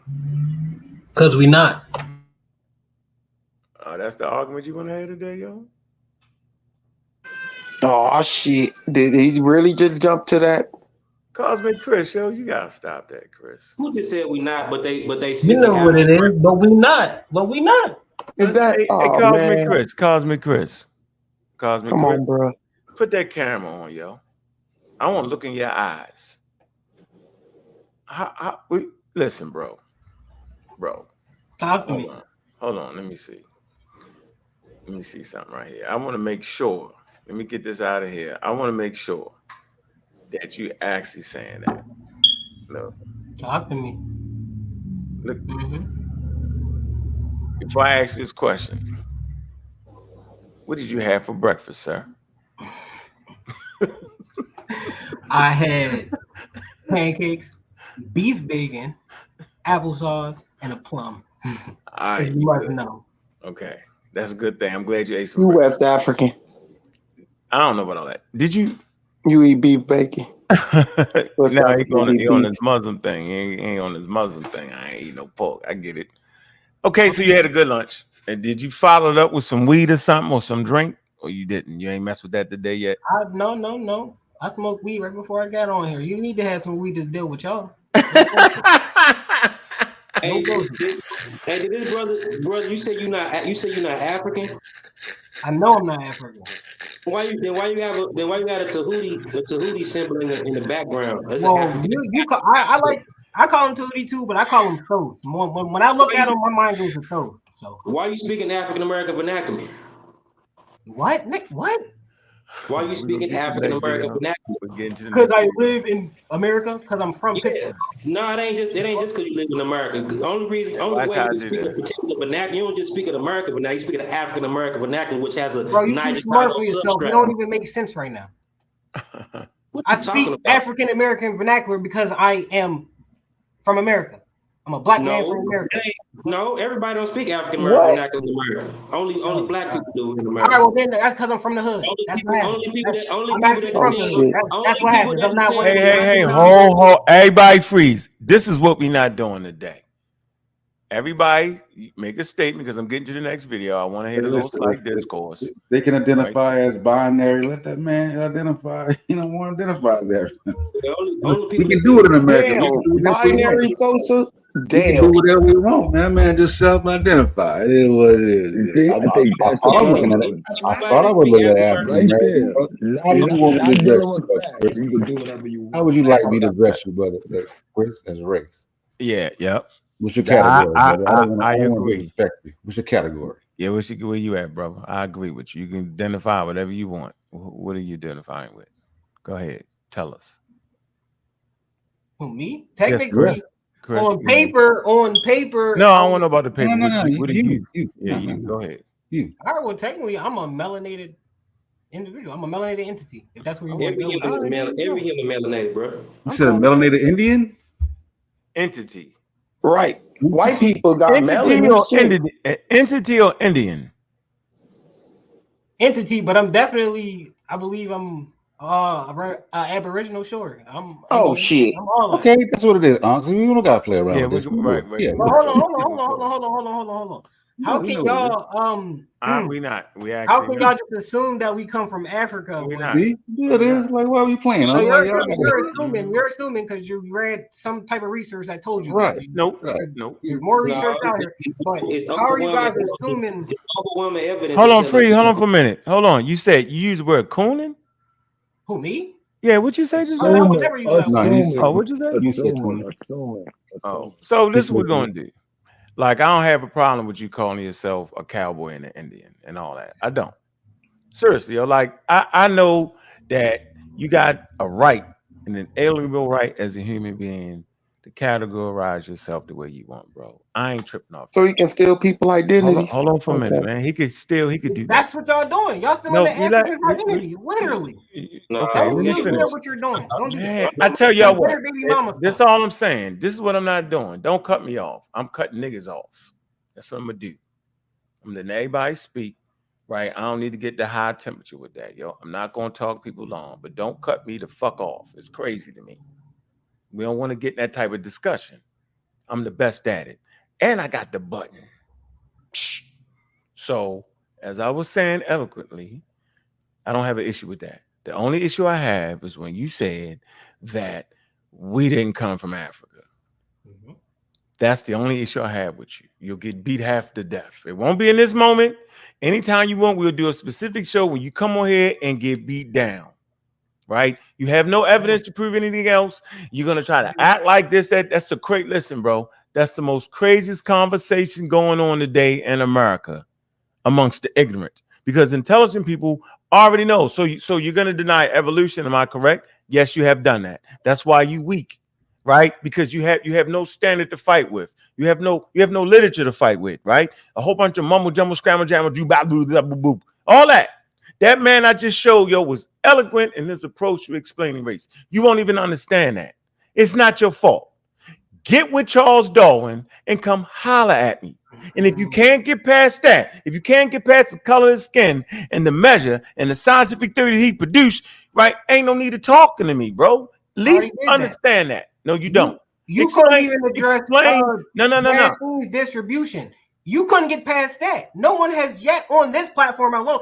At least I'm going to the next video. Ruffle my feathers on sign that was with Gaskin's. Y'all couldn't do it. Y'all cannot get past. We're going to the next video.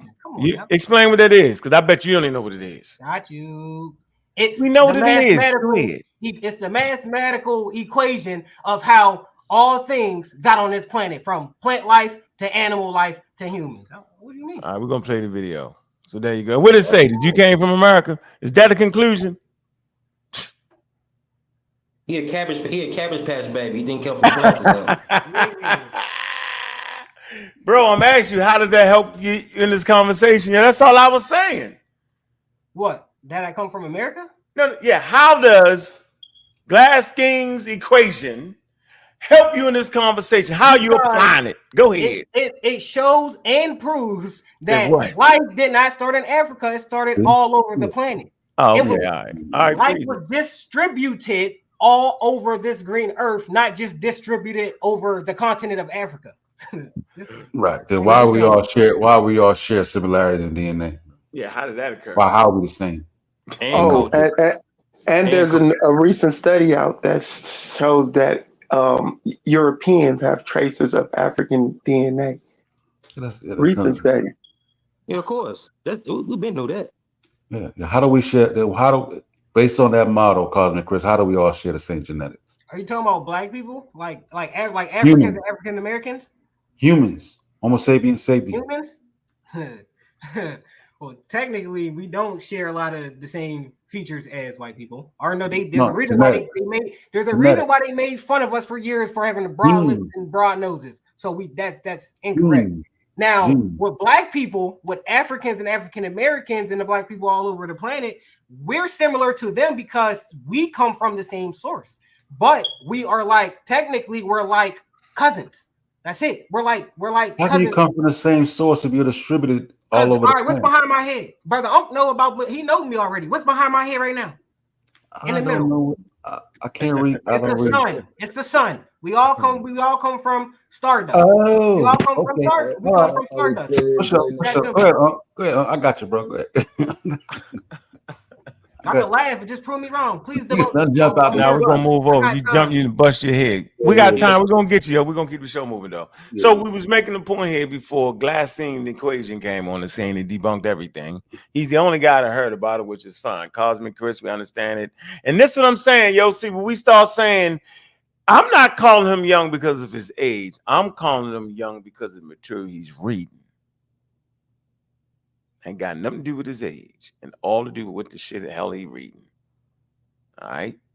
So we made a point about that silly rule, that silly one drop rule. Okay. This is when this rule was introduced into the conversation. Let's see and get some clear understanding of what she was saying when she said it. A Black American community and a North African community, such that, and I'll add to this, the very problematics of what patriarchy does when it tries to claim a culture.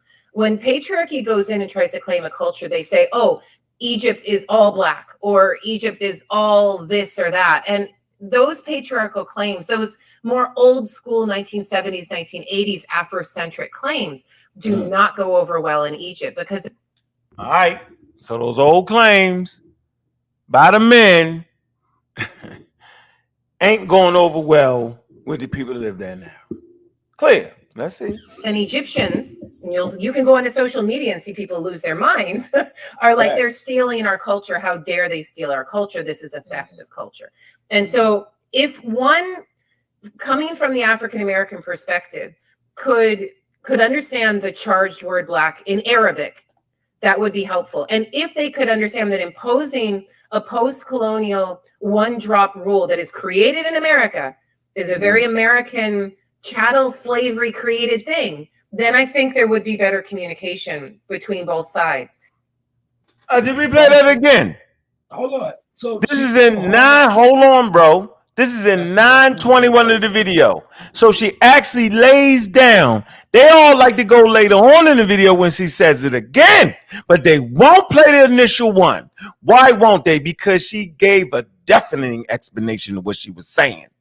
So when she brought up again, you're supposed to remember what she said. Let's hear it one more time, and then I'm gonna let you get in that good guy, which is really the bad guy. Coming from the African American perspective, could understand the charged word black in Arabic, that would be helpful. And if they could understand that imposing a post-colonial one-drop rule that is created in America is a very American chattel slavery created thing. Chattel slavery created thing, and y'all niggas cheered to the top of y'all lungs in victory. Whose victory or destruction was you cheering when you misunderstood what the lady was saying? Big up the Caraconi, eloquence in her approach to teach the damn community. Then I think there would be better communication between both sides. But it ain't gonna be better between both sides because nobody's listening, nobody's paying attention, and nobody's using the great measure between men and women, and that would be science. If we stick to science, we'll get along better. Kill the barriers that cause communities and humanity to destroy itself and to enslave 12 million Africans and burn up 6 million Jewish people. Under words called black, under a word called black, you from a misusage or the usage of a word that they wanted to apply ideas that had to do with evil. If you ever get the time, shit like that. So that shit crazy. So we're going to the next point. Here we go. And I think that Hold on. Going to the next point. She's gonna use it again. Let's see.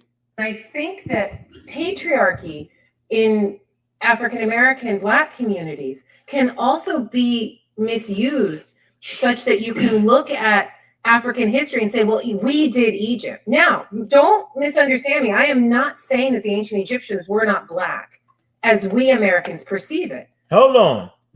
Breaking every word as we Americans perceive it is not a definitive statement or a scientific statement on the ethnicity of people living in Africa in the area that they call the Nile Valley. She's telling you what the African American or she's telling you what the American perspective is. Please hear what the lady is saying. They were. The way we define Black with mixed race one drop rule, the way we define Black as a positive thing, the Egyptians were Black.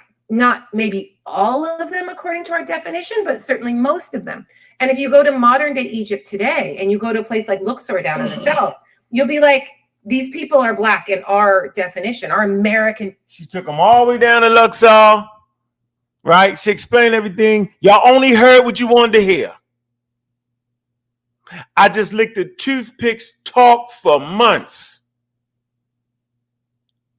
Nobody is really trying to get an understanding. They want to build a crowd off of pseudoisms on purpose.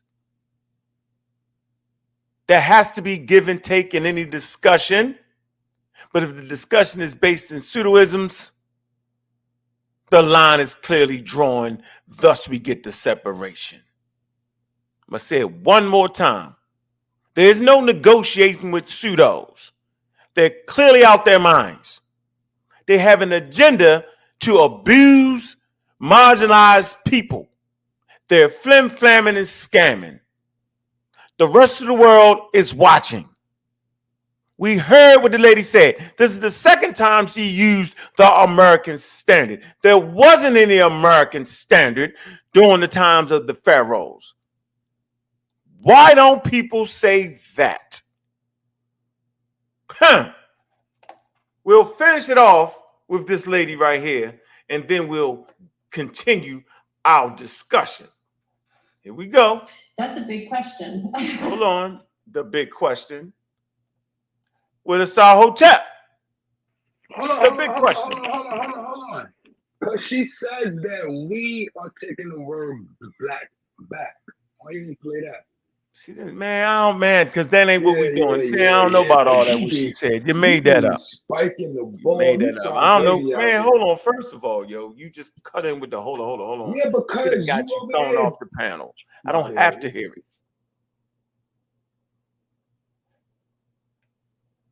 The doorknob hit you with a good little split you. Ha! Next time somebody get up on this panel and you want to say something about a video I'm playing, come prepared with the clip you want us to listen to. I will have no problem listening to it. But you're not going to tell me what clip I need to play and how I need to do it and what I'm not doing based off the fact that I can't read your damn mind. This is the foolery that keeps high levels of activity and foolery going on. I'm not playing that game no damn more. Either come intelligent or get kicked off. You got a right to say what you want to say, right? I ain't going to let you say what you want to say too many damn times without real sources, because then you're cheating and you're scamming and you're confusing marginalized people at that point. But if you bring good sources and we can read it together and come to a clear understanding, I'm with that 100%. But to keep the growth and development going, yo, we got to have some damn order. Because they operate in the system of disorder where you can say anything from a mic on YouTube and people think it's right based off of how charismatic you are. We just heard the line. We just heard John Henrik Clarke clearly explain that race is a social construct, and we called the one-drop rule complete nonsense. Then we played Kara say the same damn thing. Now let's see what this other Miss Vanessa Davies has to say. And they all act like they couldn't hear what these people were saying because they do not understand evolution. They learn it as backwards, and it is what it is. But don't hate me, hate the game. The game made me. What's the game? Understanding science, understanding the natural world, wanting to really retrieve our historical narrative without having to use anybody. That's why we use the tools. Science is not white.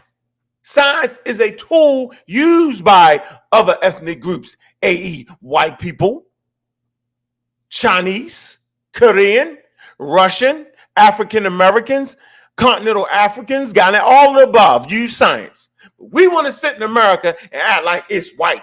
No, that means you are afraid of white people. That means you're still colonizing your damn head. That means you're not reading anything. That means you're sitting there with your eyes wide open, listening to the damn toothpicks. I got to be the one to say it. Let us move on in the lesson. I second that. That's a big question. What's the big question? That's a big question. My mind sort of goes in two different directions. Because I think of, he asked about the race of the damn Egyptians. That's the big question. All right, that was. Let me so y'all don't think I'm. Look here, y'all go watch the video. It's tagged right there. It says race and Egyptology. All right. Let's see what Asar is saying. Asar already know what his answer is. To get your perspective, you know, and how, because I'm pretty sure that when you're having these conversations, that this is like the underlying, you know, string and theme in these conversations concerning these conversations and contributions of these early African and African American scholars. how do you view the whole racial conversation about, you know, the ancient Egyptians themselves? Like, how would you articulate that conversation? How would you navigate that conversation? That's a big question. Because my mind sort of goes in two different directions. Because I think of the ancient art, and then I think of contemporary realities. All right, so she's talking about the art, which she is an expert in. She's an expert on Egyptian wall art. Okay? And then she talks about lived reality. What was the reality of the people during their time? What was they thinking? You gotta take it slow. So let me try to answer both of the ways my mind is going. For the ancient art, a lot of people will point to that and say, oh, you know, the ancient Egyptians didn't depict themselves with black skin. They depicted men as red and women as yellow and whatever. My answer to that goes back to my work in epigraphy, which is the wall decoration that you see in tombs and temples and stele is it's a very particular genre. And so it's communicating in a very specific way. Genre, like hip hop, country, and Western, classical, okay? All right, so when she says it's a very specific genre, she's talking about it's very specific. Okay, their artwork, very specific. It's right there. All right, it's very specific, right? And understanding that there's a meaning to it, right? It's very specific. So don't just go looking at the damn wall saying, yeah, that's what that is. Don't do that to yourself. Because if you look at the walls, hell, they feet going in the same direction, shoulders going in this, the eye on the side of the head. Humans don't got that. Humans' feet don't go in one direction, and their eye ain't on the side of their damn head, looking forward. So there's a cultural understanding to the piece. It's a certain genre that the Egyptians created. So for you to actually understand Egyptian wall art, you have to understand it from an Egyptian perspective. Please don't put your African American perspective on it, because it's very specific to the Nile Valley and to the Egyptians. And to make it easy for people to understand, I equate it to magazine advertisements. So you flip. Damn, she took it to magazine advertisements so that you can understand it, because it ain't just simple, but I'm going to make you understand it. And we want to talk about magazine ads. What in the world is she about to tell us about magazine ads? Are we familiar with an ad in a magazine? Do we know what that is? I'm sure we do. So put your mind in a magazine. If you want to do Playboy, do that. If you want to do the Science Journal, do that. But imagine a magazine. Not only the magazine, but the ad in the damn magazine. Here we go. Through magazines and you look only at ads for sports cars, you will see people who are very glamorous. And the question is, do all people who drive sports cars, are they all glamorous? Well, in the world of magazine ads, the answer is yes. In the world that we inhabit, the answer is, well, sometimes yes, sometimes no. She's basically saying, when you look at them damn walls, yo,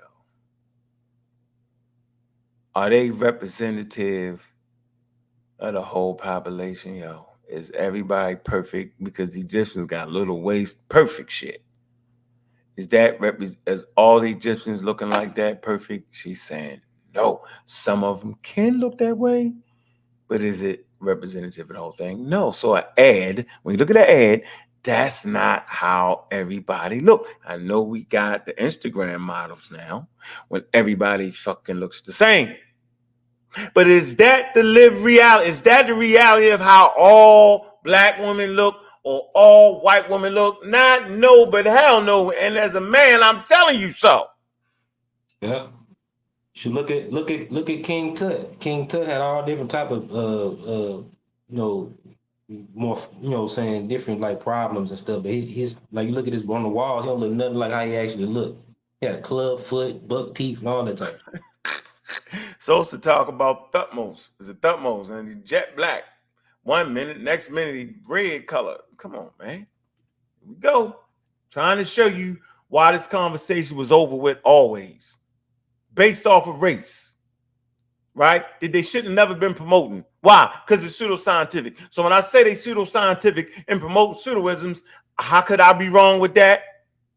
And stand on the shoulders of John Henrik Clarke? Stemming from the Harlem History Club was where we start to get some education on who we are and where we came from.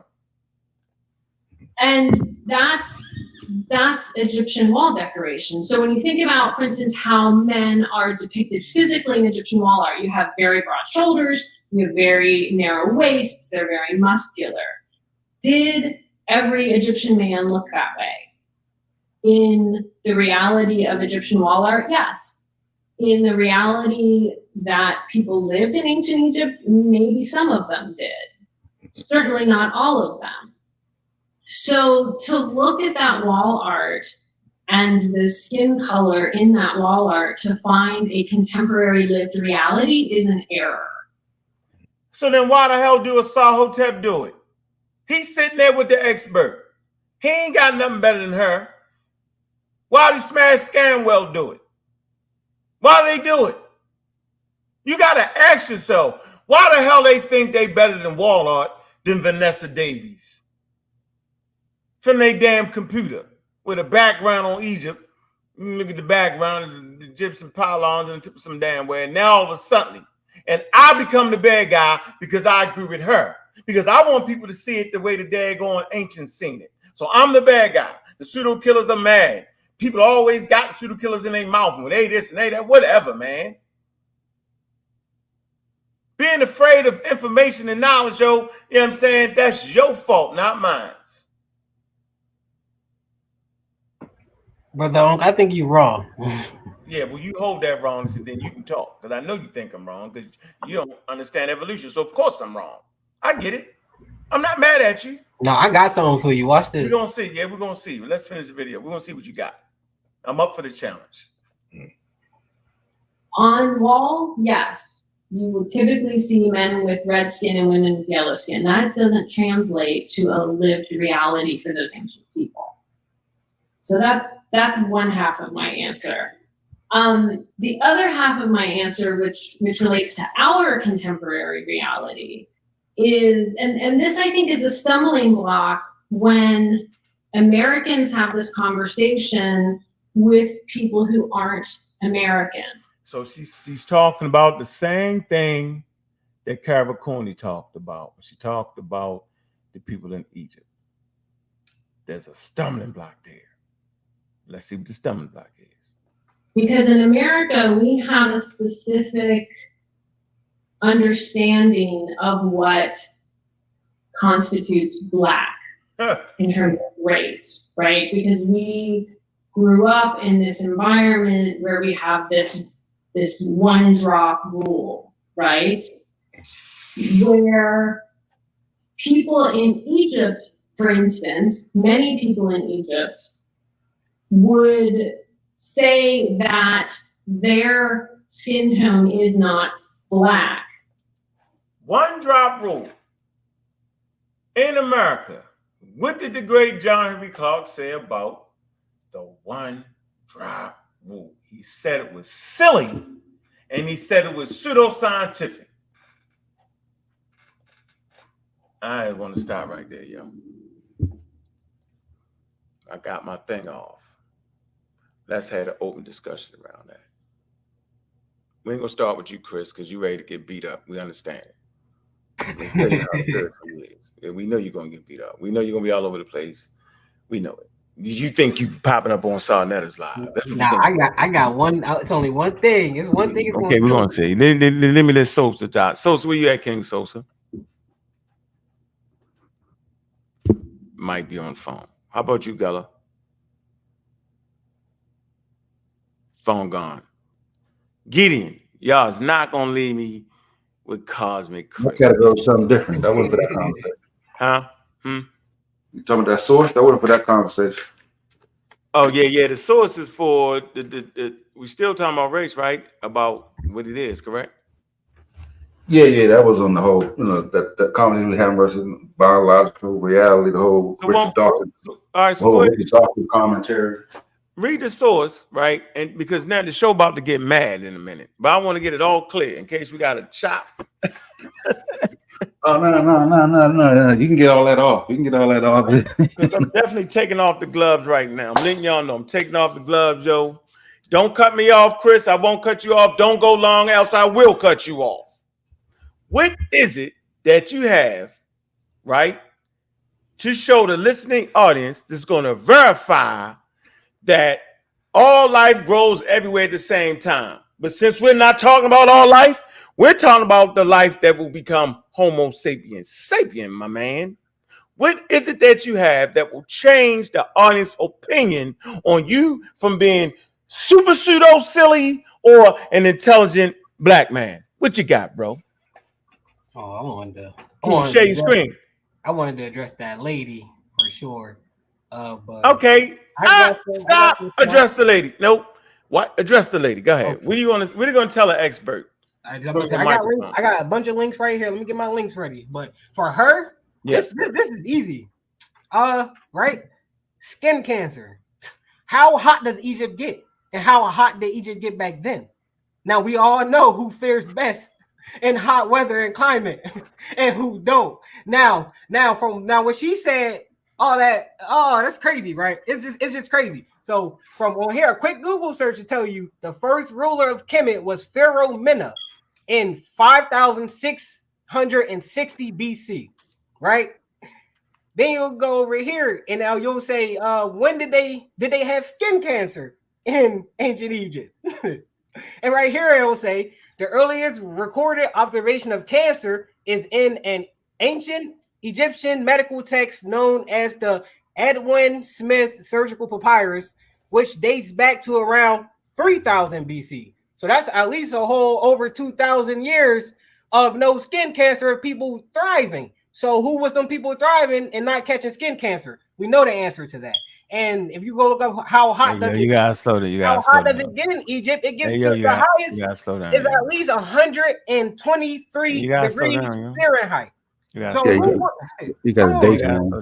Come on. So if the ancient Egyptians weren't black, if they weren't black or us, what was their? You gotta slow down, yo. Why were they not catching? You're not on Sunday. On Sunday, you the one, yo. The shit would have did like this. Look, a serious question. Why were they not catching skin cancer? You got all that over 2,000 years. Can you slow down? Sosa, you wanna start? You good at this, Sosa? Go ahead. No, I think he got a date. He said the first pharaoh at 5650 BC. Yes, sir. 32 no, that's like that. Yeah. What do you mean? You mean no? There's BC? No pharaohs. There's no pharaohs at 5750 BC. Yeah, you died right there first, yo. So the first ruler of Kemet wasn't Pharaoh Mena? Yeah, but that wasn't 5,000. That's what it said. He reigned from 5660 BC, over 7,000 years ago. That's wrong. That's wrong. Hell.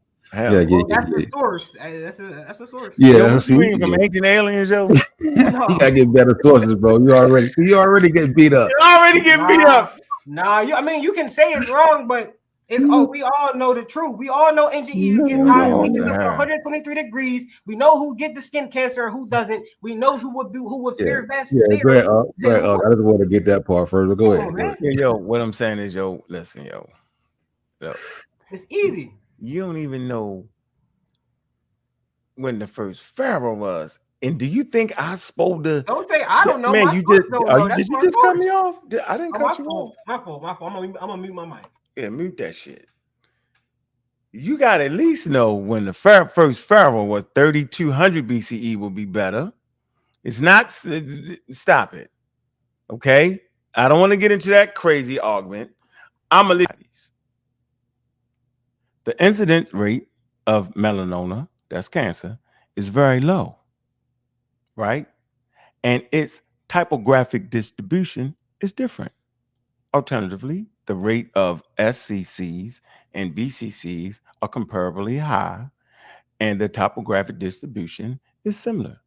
This is the first investigation that reports the clinical pathic features of skin cancer in Egypt and compares it to other parts of Africa and Western societies. So I highlight again, in Egypt, skin cancer is uncommon, bro. It's not a common feature. It's not what compared to Western societies, dude. So I'm just trying to say, what did you say? Say that again, yo. I'm gonna drop the source for everybody, right? You ain't produced the source, but I just produced the damn source. I'm gonna drop it for everybody else. What was that again about cancer, yo? Same thing. That we're talking about ancient civilization. And we talking about right now. Talking about We're now. talking about the invaders. We talking about the invaders that live there right now, because you say they're invaders. Why they don't got high rates of cancer? They're invaders. Because they have high rates of technology and intelligence. Oh, you want to put that? Simple. We're not. So you want to put that in there? Now you're not talking about ancient civilization. So that couldn't have been an answer then? What do you mean? That couldn't have been an answer. The technology? That maybe they don't need to be as dark as they used to be based off of the technology. No, sure, that's fine, but we're talking about. Oh, that's fine. No, that's the point I want to stay with for a minute. About ancient Egypt. Back then, they would have had to be able to fare over there. They would have been able to survive. If they can't survive, then it's obviously they weren't there. So you do know Egyptians started off naked.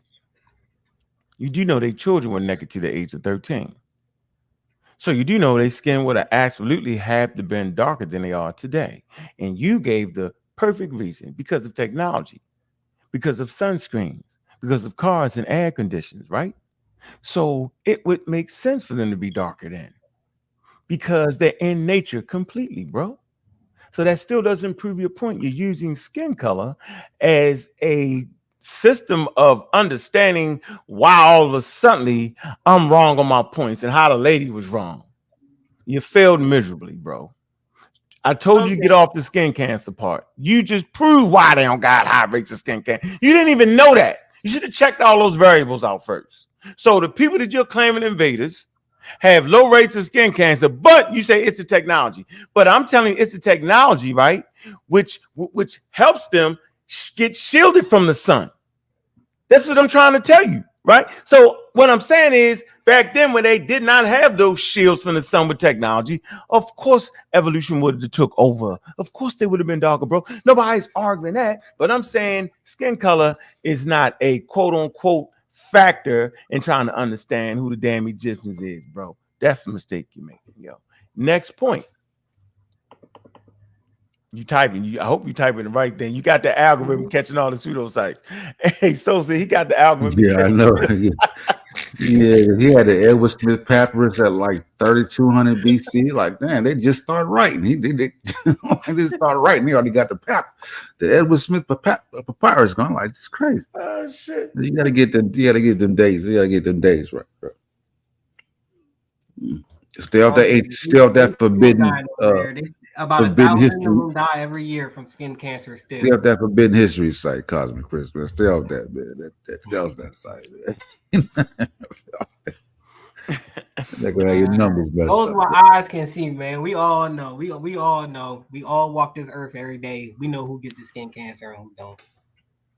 Yeah. No, all people get skin cancer. The rates are higher. You're right. The rates are yeah. People with lighter skin, yo. So that's not you ain't said nothing slick, but yeah. So that ain't gonna help you. And the rate will multiply as the farther we go back in history. No, it wouldn't, because people with lighter skin wouldn't be living in those areas. Wouldn't make no sense. Right. Thank you. You proved my point, because right now 1,000 people die right now in Egypt every year, and we go back further in history. That number goes up. They wouldn't be living there. Right. No, because skin can change. I can't even get the word right. I don't want to mess the word up. Yeah, you know, in generations, about 50 generations, your skin color can change. right? You know, over the rate of time, your skin color can actually fluctuate and change, based off of the environment, based off of migrations, right? So there's always been people that lived in the south coast to the equator, their skin was always darker. The people that live closer to the Mediterranean, their skin would have been lighter. We could pull up the skin map. So could that be why us Native Americans that's still in America aren't as dark as Africans? No, hold on. No. What you say, Sosa? Yes, but that wouldn't mean they wouldn't have been like all like Nilotic people though. You know, that live very close to the equator. You know that as you get further away from the equator, the skin is going to be a little bit lighter. It's going to be variations. You know what I'm saying? Yeah, they wouldn't have been a lot. No, you're absolutely right. No, that's different. No, you wouldn't have been. No, hell no. No. Yeah, so back to your American question. I'm gonna show you a map. Go ahead. What's your point now? Yes, the cosmic Christians don't accept evolution as proposed by Charles Darwin, right? He already smiling when I say it, so I know he already gone. You can't with that one. So that's you can't even have no fun in the conversation, Carl. Yeah. Yeah, you can't have that fun, yo. You intelligent design, Chris? You believe in God? Sure, yeah, of course. Okay, yeah, got it. What God, Chris? The universe. The universe, God. The mind that mind that's in your head, that to the highest potential. Yeah, that I believe in that. Intelligent design. Yeah. Intelligent design is intelligent, right? Yeah. So you're a white boy. You talk about white people. Now you use white people ideas. I'm disappointed in you. I mean, not all white people are wrong, but not all white people are right. So, like the one you just played, she was wrong.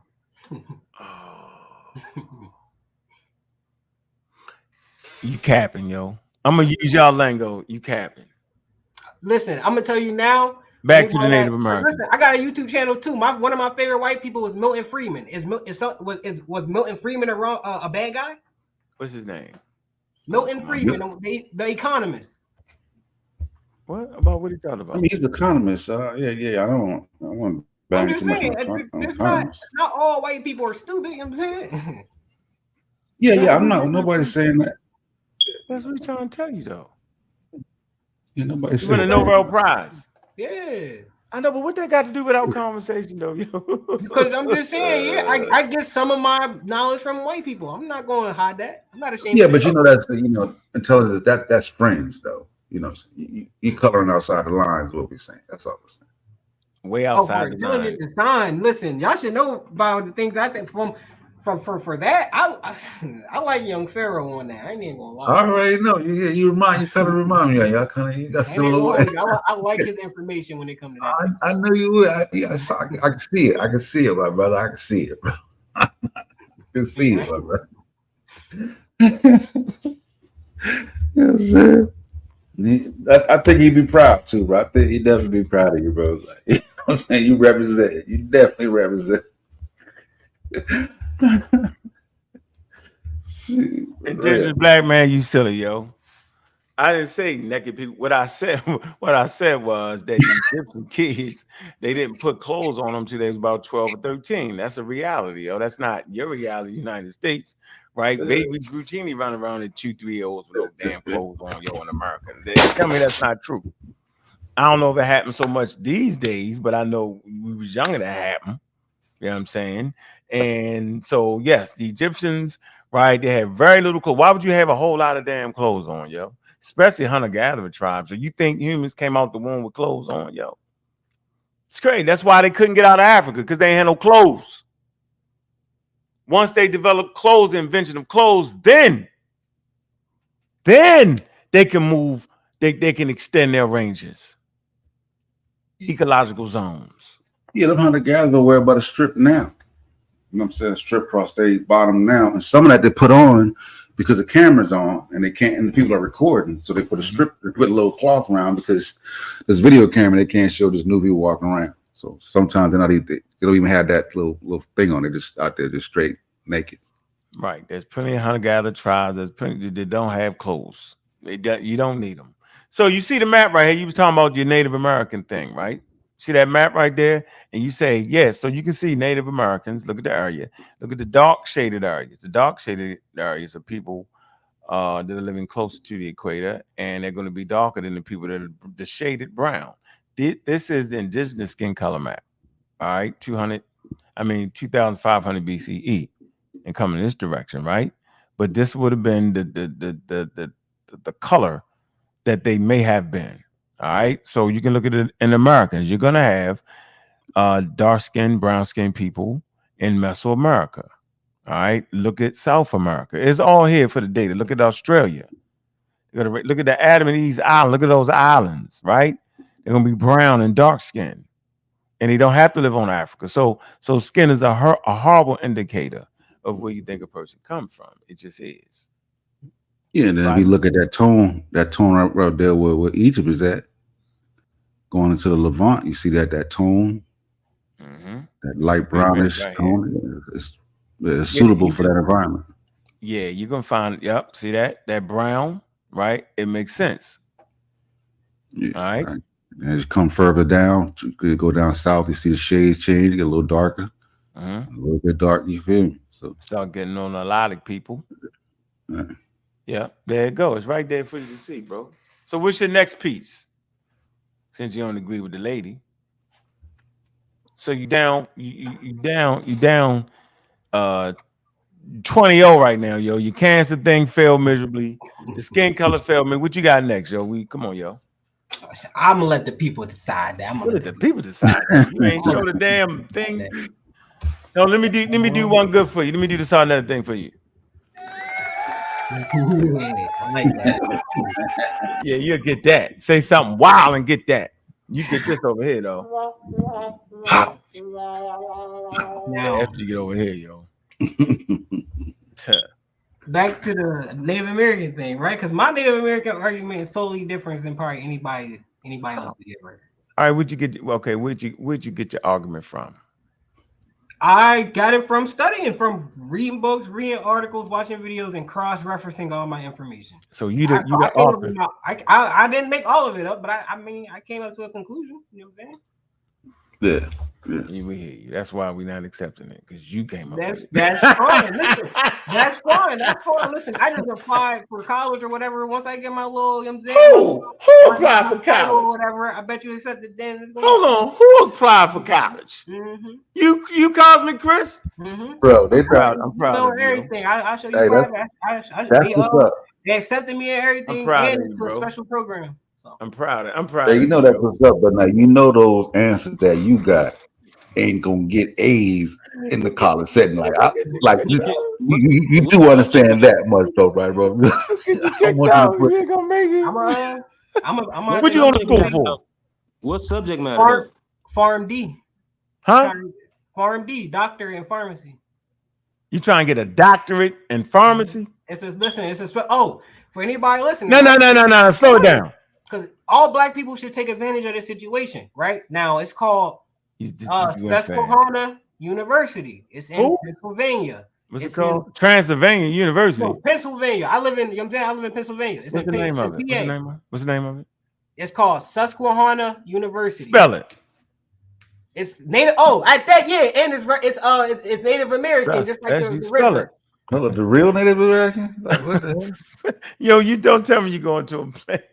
SUSQUEHANNA.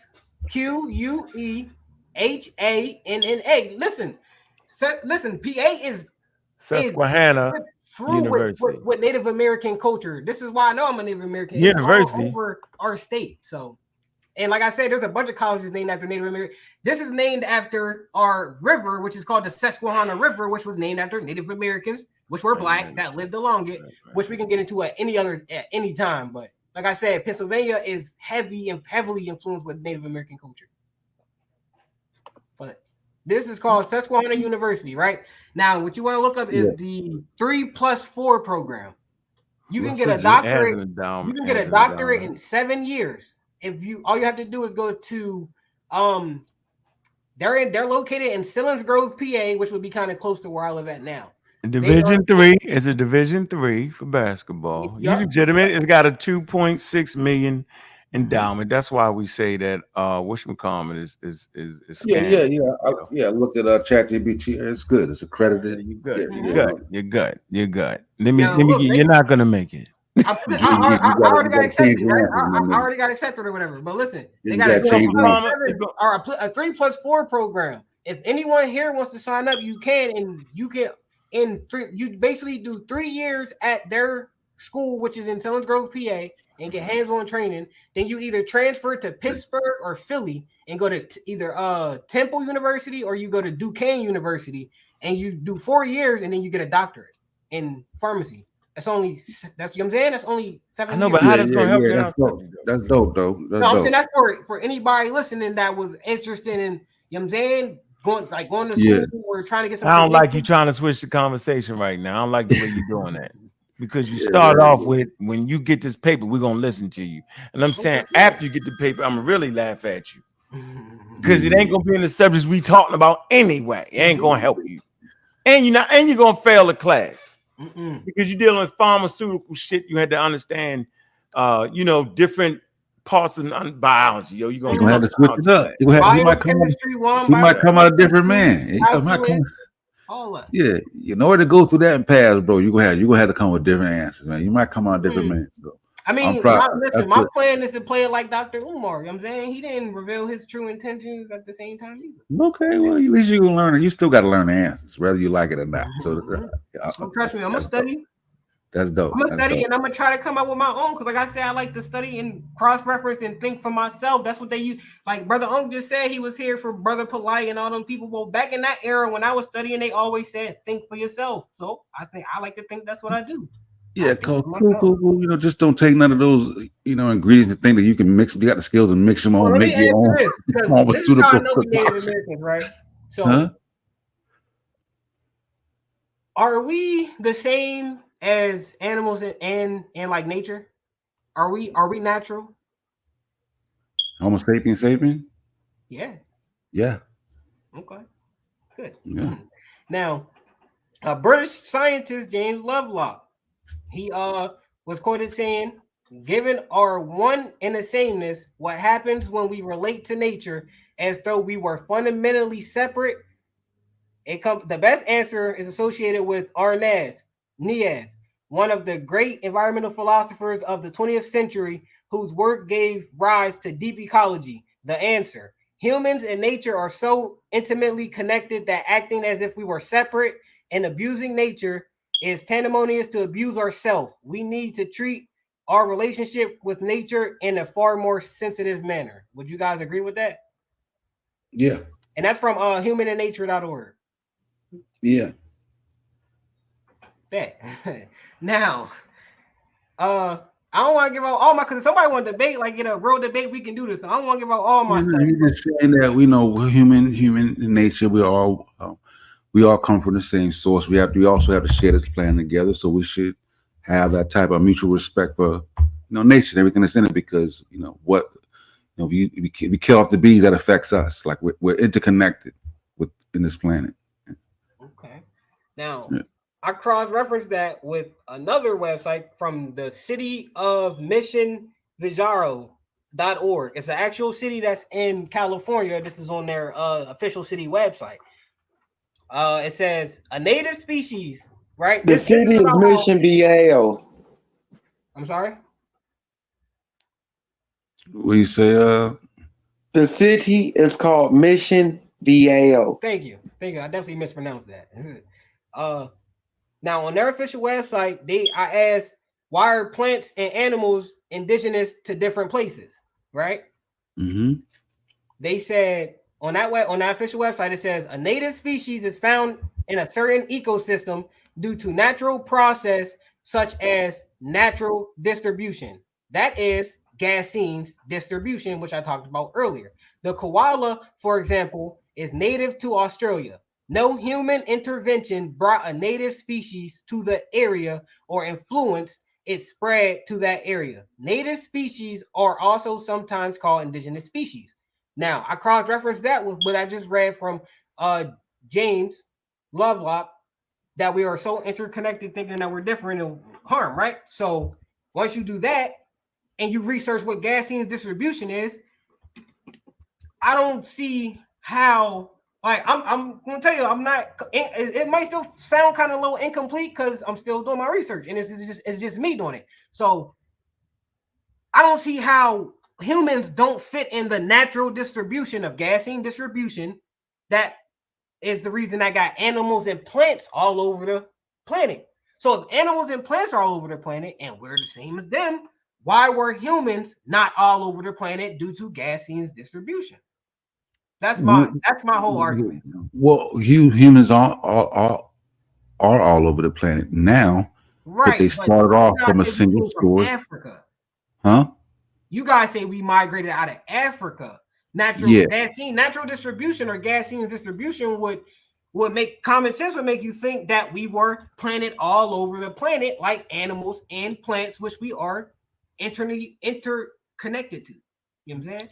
Yeah, but one is older than the one, right? One is older than the other, right? You spoke of koala, right? The koala didn't just pop up in Australia. A koala, right? A koala has an ancestor that goes back some 30 million years ago up there in marsupials. So they go back 30 million plus years ago.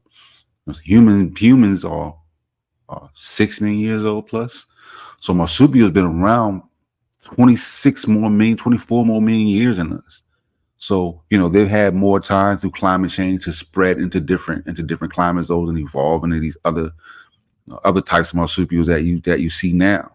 So that spread comes from a single source. That's why that's why we share the same genetics. That's why DNA link us all the same. That's why we share DNA with a banana and all species. We share that DNA. That's because we all sprung from a single source. You feel me? So you can't get around. You're gonna have to beat genetics and DNA to really.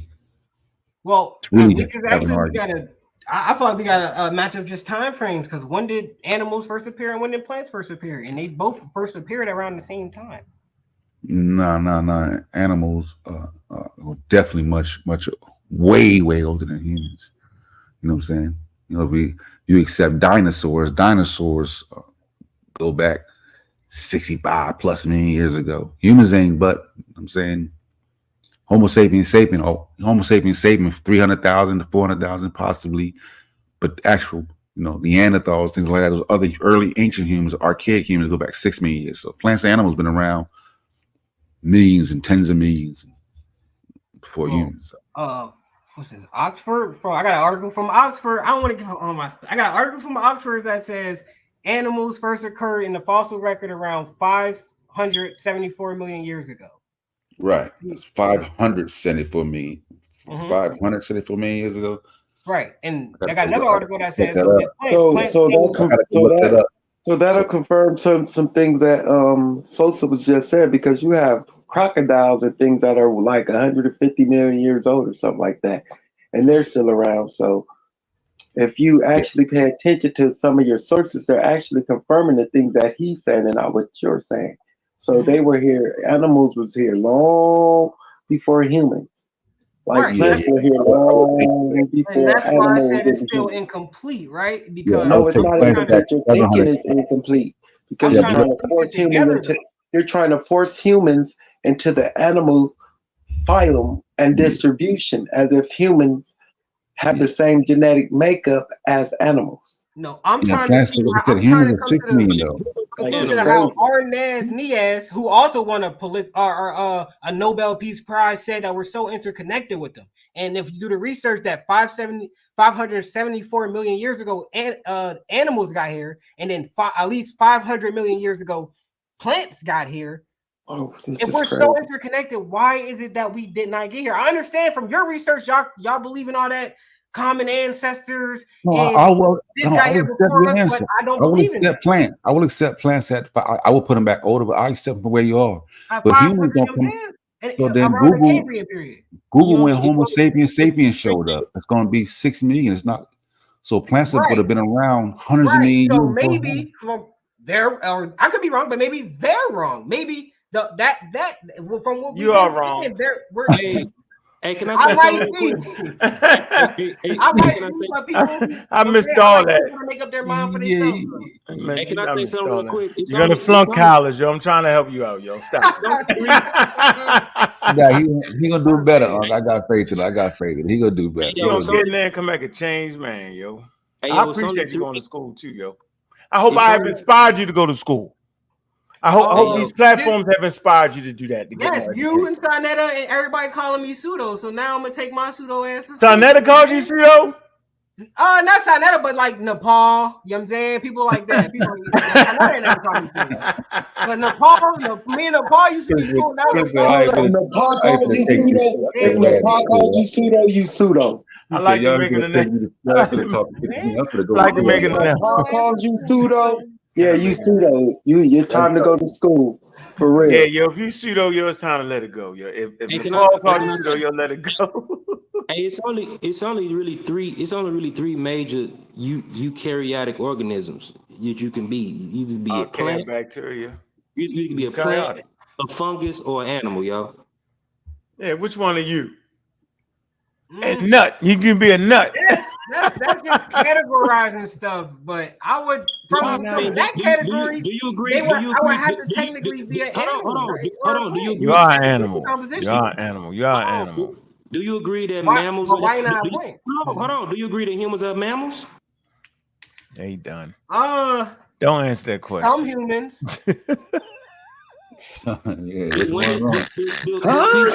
Do females have the ability to produce milk? To have the mammalia gland? Sure. Yeah, everybody they breastfeed. That's what he's saying is they breastfeed, brother. Mammals, right? They be mammals, right? You got to get ready for this biology class, my G. That to me. What's a mammal though? What kingdom of phylum do mammals belong to? Yeah, he don't know all that, though. Man, don't know all that. We trying to help him right now. We're trying to help him before he go to school. Help right now before he go to school. We're gonna get him right. We get your biology. We get your biology up. We're gonna find your degree right here online, yo. Yeah, we gonna come back here every day while you're in school, boy. We're gonna get you right, bro. We're gonna get you right. Right, yo. You going to school for what, yo? What's it called? Farm D. PHA. Farm D. Doctor. I'm at the college right now. Yo. You want me to type in what? I want y'all to sign up. I'm not just signing up to stop it.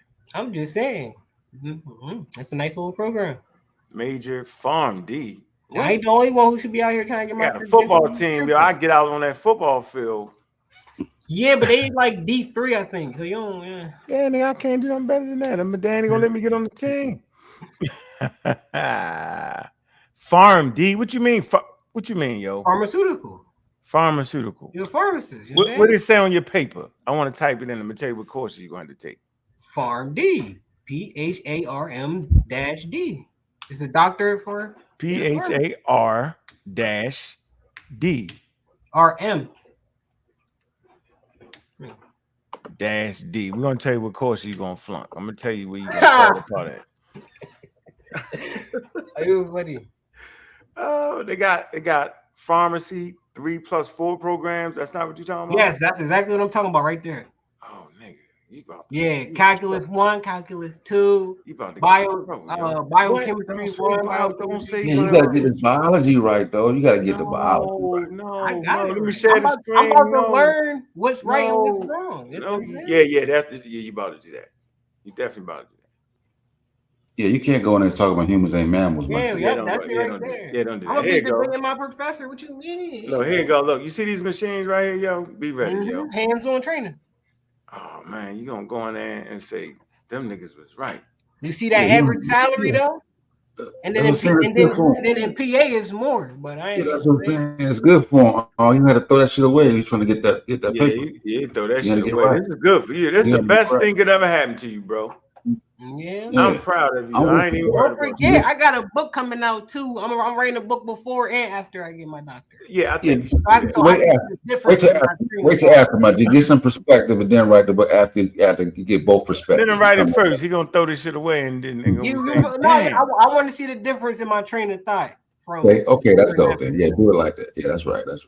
start off one way and then see, because with everything comes growth, but it shouldn't be, as in time you should get smarter, no matter where you are. Right there, there go all the courses I gotta click. Oh man.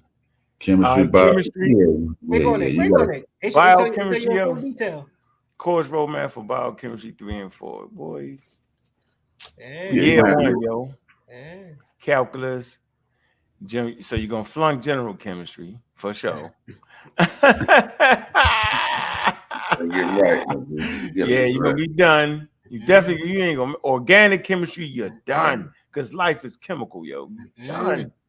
All I gotta do is come to some Soul Killer platform, man. We'll work with it, man. We'll share sources, we'll bang it up. Cell biology and genetics, yo. Oh, we'll even study with you, bro. You bring your shit. We'll help you out. You 20. Hey, yo, this is 20. Your first year, 20 credits, yo.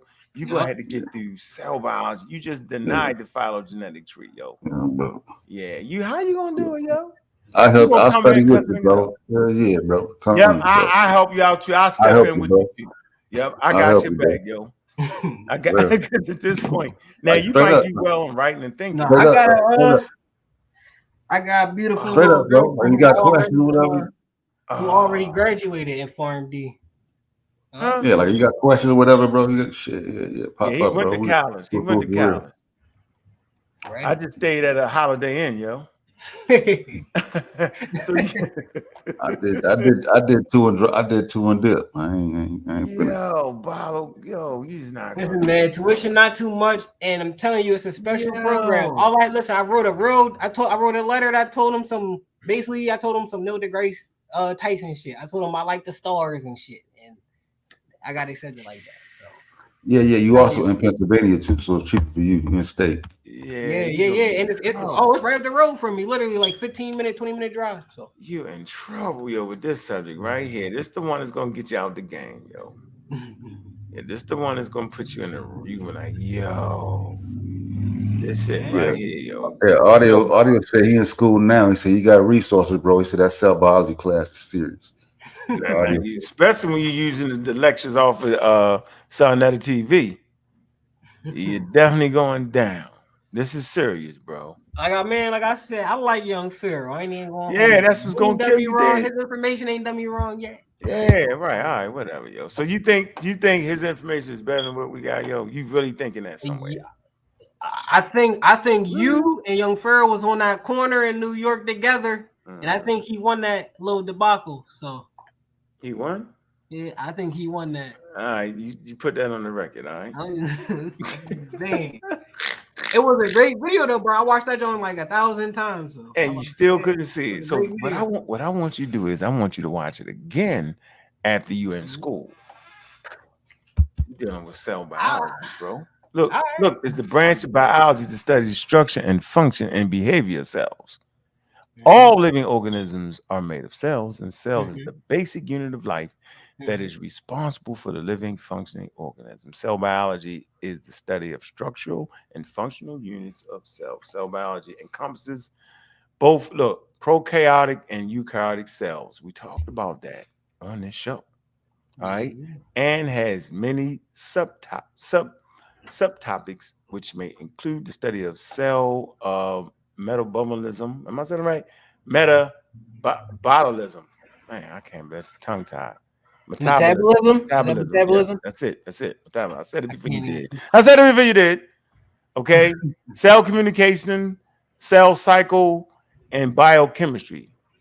Oh, you in trouble, yo. Then you gotta pass the biochemistry class. Damn, yo. White people, look. Gonna get you in trouble. Yeah, and our head doctor at the college is an Arab dude, Dr. Boss something like that. I always felt like, yo. Remember, I always said it talking to you, yo. I was like, yo, you. Remember, I said you, and I, yeah, yo. So I appreciate you going to school, yo. Because you just gonna verify what the fuck I said. You was like the first one to say something to Sonetta about me and all that. So.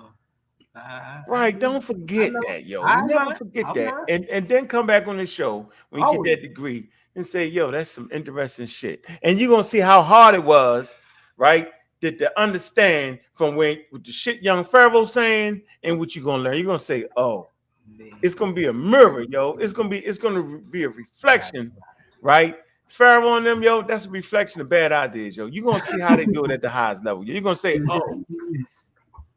I'm stuck in the little Pharaoh Dre area. You know what I'm saying? I still remember that Pharaoh. Yeah. You're gonna see. You definitely have to come with some different answers. Happy holiday to y'all. You know what I'm saying? I'm cooking dinner. I've been down there. I hope I ain't messing my mashed potatoes up talking to y'all and shit. What you cooking with? Pseudo equipment? Yeah. Probably appreciate you coming through, bro. Good luck, bro. Yeah, I like that. See what I'm saying? You never know who you may inspire. You never know. I could hear it. I was like, man, he might got a chance. I always knew Pharaoh never had a chance though. See, he don't got a chance. But I felt like he had a chance, put in the right situation, and YouTube never was the right situation because it's a cesspool of misinformation. And if you don't have a strong foundation, right, you're gonna get pulled over here, pulled over there. But now he's gonna get around a group of people who's not gonna go for it because he's spending his damn money. And y'all know what they say about money.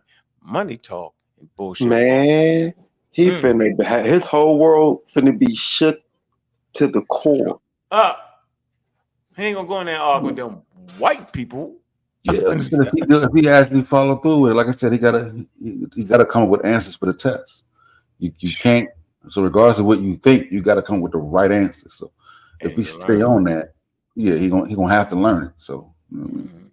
Have to learn it. Gonna have to learn biology. You're gonna come here and talk, nice talk. Juju. What say you? Good afternoon. Good afternoon.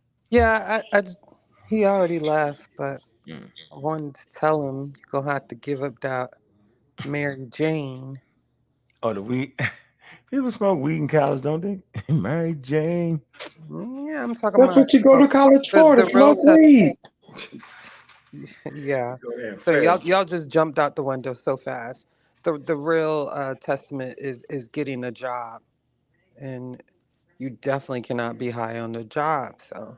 Oh yeah. You'll have to get ready for that. Not being a pharmacist. Yeah, they ain't gonna have you in that motherfucker high up filling prescriptions.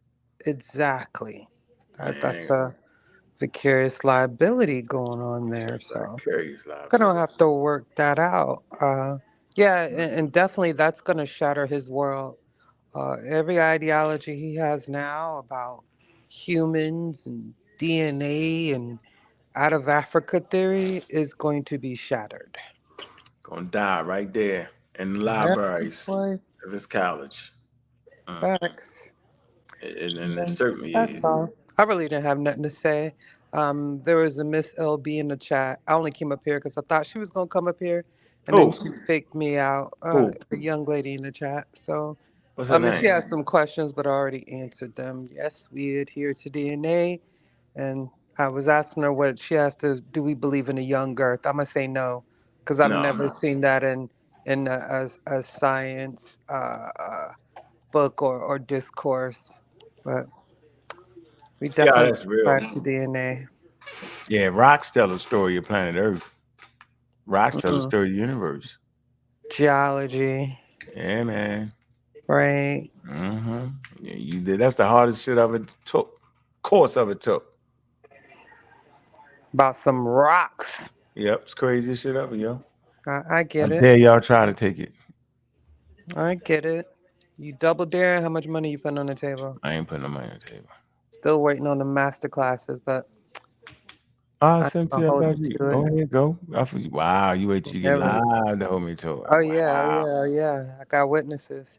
Wow.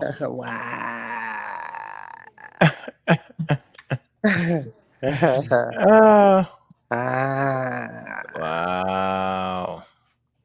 Man, Just a little, you'll remember better when it's live. That's all. Really? You just forgot. You just remembered it. You just forgot.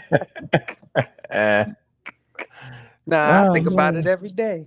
Every day I don't have it. Oh, that's good. Then something wrong with you. You start. You see the way you see how Eric Weinstein did with Terrence Howard on Joe Rogan. Yeah, straighten everything out because Joe Rogan was out there looking crazy. So I guess Eric Weinstein called Joe Rogan like, bro, because he talking about Terrence Howard as a genius. I guess dude call him out because he's a for real mathematician. For real. For real. So, you know what I'm saying? So he went up there and actually broke it down to him.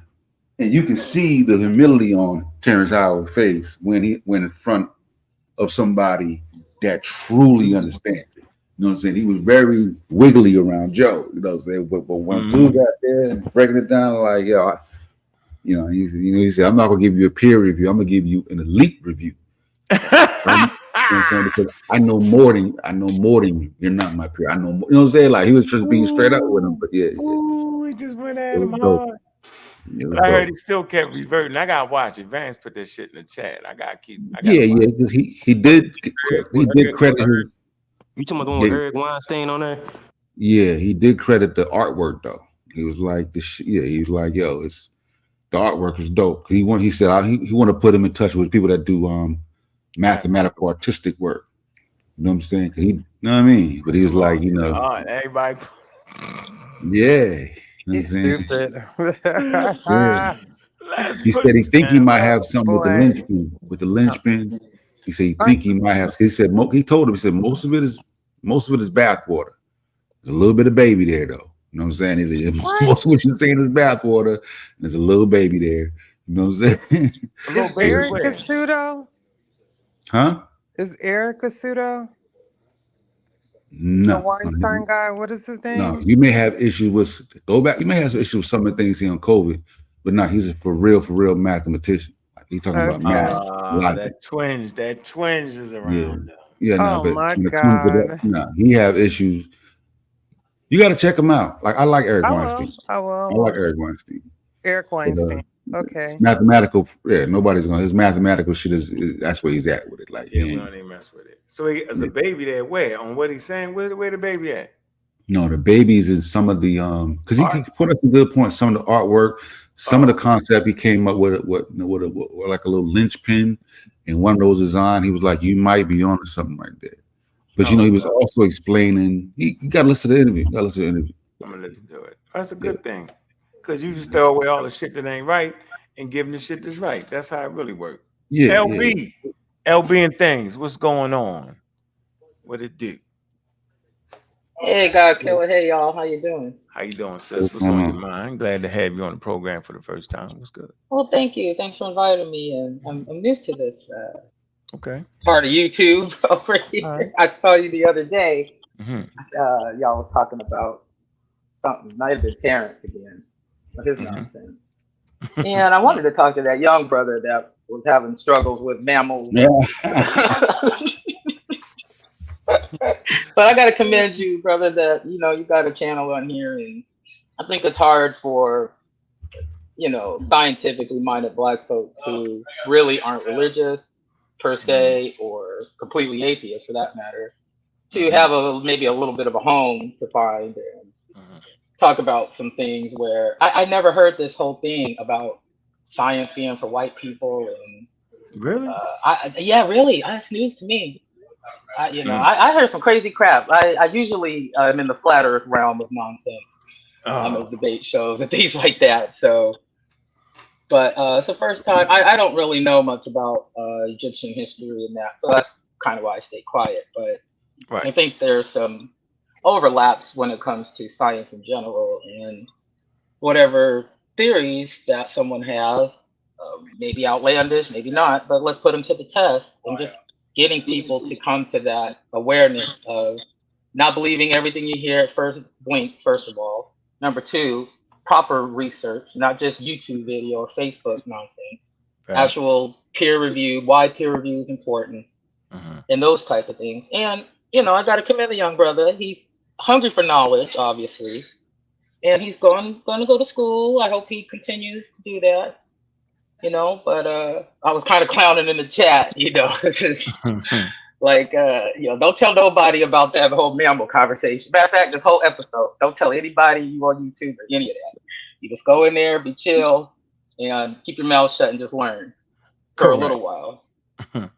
you know, because I don't know. But sometimes you got to rip the Band-Aid off and have the courage to just tell people. I actually come from a fairly religious family, Ooh. especially on my father's side. You know, they're Jehovah's Witnesses on that side. And, we can say it's a double dose. Lord. And then my mom's side. How you deal with that? How you deal with It's a cult. Well, you It's a know, cult. you just got to be honest with people, and I don't really speak to them.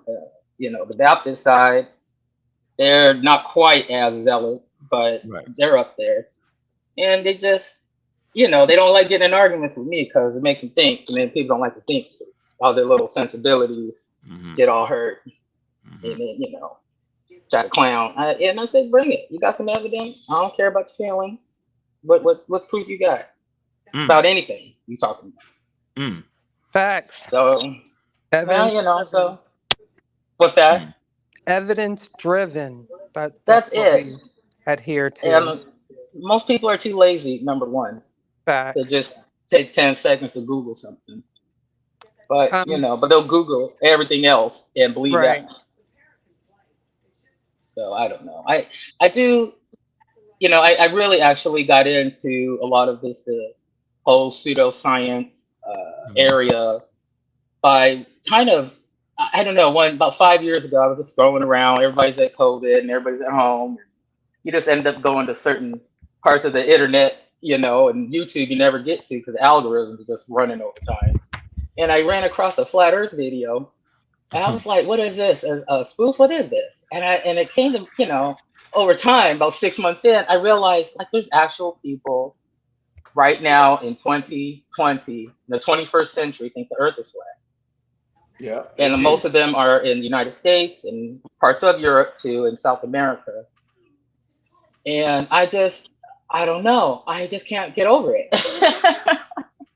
I want to help people. I'm a student myself. I attend university, finishing my teaching degree, and I tutor English. Thank you. Yes, I appreciate that, y'all. Tutor English language learning adults as well in my spare time. And I just think education is so important.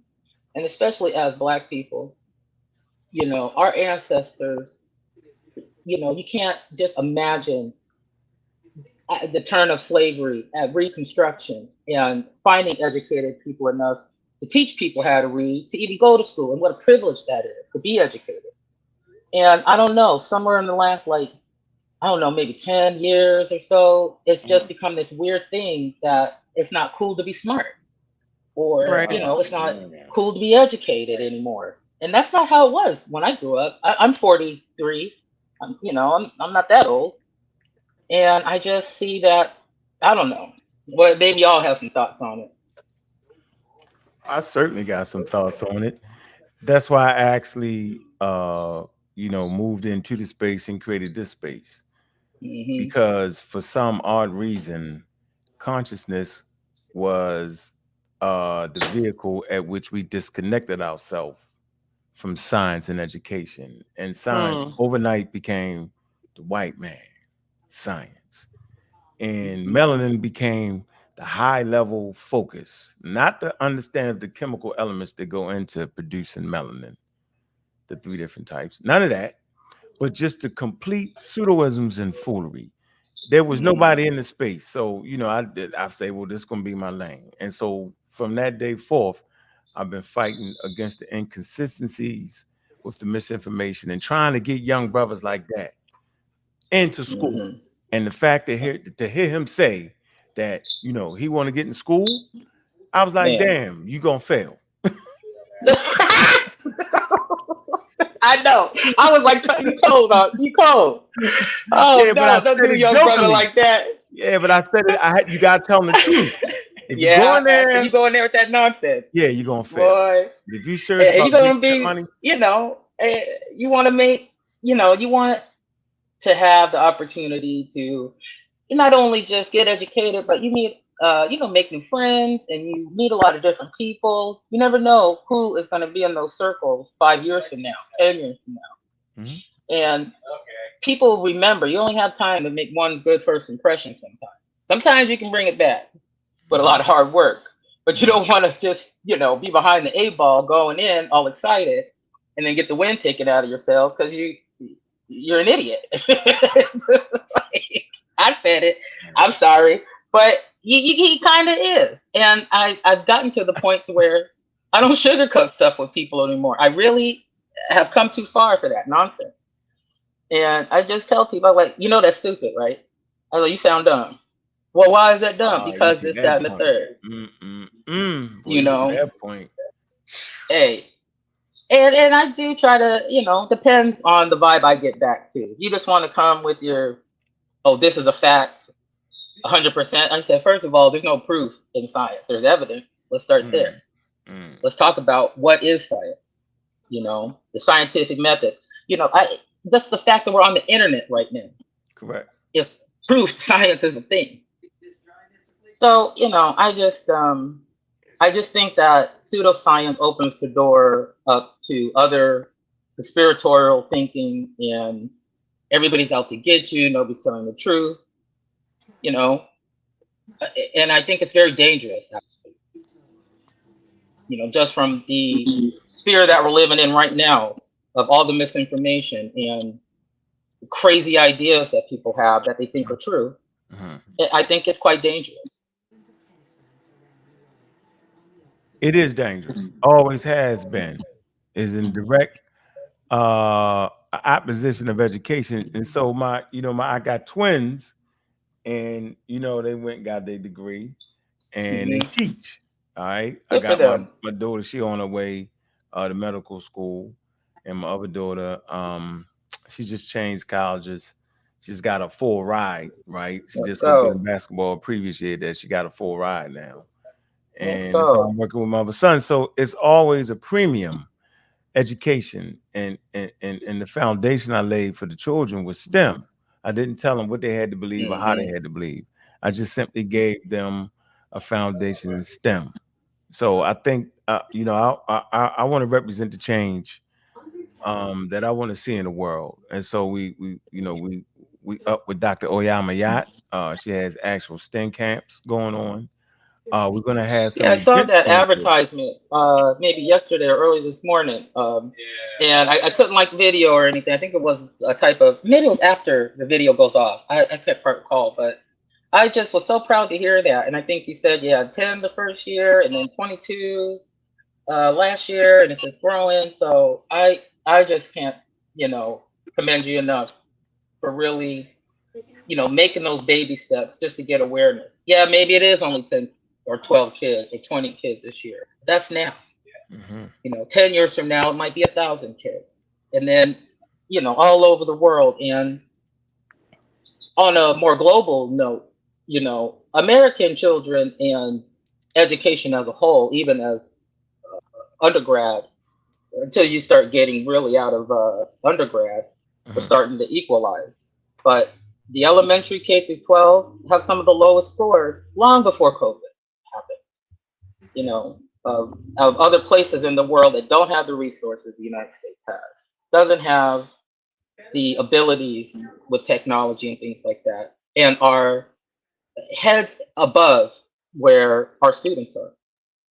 Now, it might not seem like a big deal now, but 20 years from now, you'll start to see problems. And we're starting to see those problems from the kids from the 80s and the 70s, late 70s, of Reaganomics and things like that are coming to the forefront now after all these decades later. People are less educated than they ever have been and have more access to resources than ever. So that's a ignorant, crazy thing. Super. So what's that? It is all above. It's all above. Yeah. So listen, look, we also got a server, and you can join that. Maybe we'll send you the link when we had these types of conversations in it. Is that the StreamYard? I never used the StreamYard before, so I wasn't quite sure. No, it's not StreamYard. It's a server. We have a. Can I get in? Yeah, go ahead, Juju. Yeah. So because your ideals definitely align with ours. So mostly we ask those for the Discord to email us, but because you're on the panel, if you just go to chat, then press the other chat, I left you the link if you're interested in joining the Discord, Okay. which is basically a safe space. Um, some of us are atheists, all of us are not, but it's definitely a safe space for that. Majority of us are African Americans or Black American. All of us are not. Well, we are an inclusive environment. All that we ask is that you're open to learn and open as far as scientific literacy. You know, we are evidence-based driven. Um, and I guess you can find out more about us. But that is our platform, and we usually support other platforms who are basically in line with that. Of course, Dr. Hmm. Mayat is one of those. We support conscious ingenuity and things of that nature. So Well, I appreciate that. I'm not much of a Discord person, but when I see y'all on here, I'll be glad to join. And I don't know, do you guys have a set schedule when you come on YouTube? just subscribe to Pseudo Killers or Community of Skeptics. Those are both of our Pseudo platforms. killers. I love it. hmm Yeah, all just push day. that notification bell. Print the Um, t-shirt. yeah, to the That's killer what's up. community of skeptics. Got And nice. do you guys have the skeptics that join as well, like young brother Cosmic Chris? Yeah, people join all the time, and we have great conversations back and forth. I always want diverse opinions. Well, I And hope these young It brothers definitely are listening, and young folks, maybe not the brothers, but whoever's tuning in that might be on the fence about science and how science works and why it works. And, I just want to say that I hope this channel just grows like crazy and, you get a lot of recognition. That goes to all y'all on the panel that are putting your 5 cents into the correct, the misinformation. I'll say that. appreciate that. And hell, we didn't had Thank you, LB. All right, sis. we done had people that killed the channel. I done lost channels. How about that? I thought I seen you before, maybe a Man. couple years ago, and I said, Yeah. okay. And then I said, is this the same brother? And sure enough. And I said, okay, yeah, I kind of remember this being kind of but every time I tune in, it's always something about the whole Egypt. Okay, before I go, can y'all just tell me what is the whole big deal about Egyptians being black? I don't get it. Because that's an anachronistic term for an ancient population. And if you want to go deeper, they have an admixture, and not all of it would necessarily be on the continent of Africa because of its proximity to another continent and other places. So that area, they're easily mixed. I think I she mean, wants to but know. She wants to know why the fight is happening. Like what yes, thank you, causes brother. it uproar? Because people want to make them black. But African I mean, what does that Americans. mean? Like that we are more black because Egyptians are black from Africa? I Well, don't I think know. it's What a is going trauma on? response. For me, my opinion is more of a trauma response because if you're African American or Black American, most likely you're a descendant of enslaved Africans who were brought here, and all of Right. that entails, from Jim Crow or whatnot. So I feel like it's a trauma response to say, "Hey, I am somebody within history," Okay. also because they don't know the body of their history, even Well, they in don't want to take slavery. a DNA test because it might be something like 60-40. And I'll tell you Some of what the them think that 40 they is. are. Some of them Yeah. think that they So are descendants of those ancient Egyptians. I Some of them think know. they're up into that, and so making them black is a way to further evidence that we descended from those populations, so forth, so on. Black skin ain't enough, huh? Huh. And I'm Or just being No, I just indigenous African ain't enough. Like, we're West African. That's the Northeast African and the greatest genetic diversity on that continent. So, they're definitely our distant cousins. Well, So no, now that you kind of broke that down a bit, sister, there, that kind of makes sense a little. That you're just trying to grasp on to lost history, and I understand that. But at some point, if you want to take a Alex Haley journey and map your roots, this is more possible than ever with DNA and things like that nowadays. You might get close to finding out what your original peoples, whatever they came from, and that sort of thing. I think that's a worthy endeavor. Right. If that's your those are cut. So yeah. Well, I'll shut up, folks. Thanks again for having me on and inviting me in. And y'all keep doing it. I'll keep looking out for your channel. I'll hang in the background and let y'all Thank still you. going in.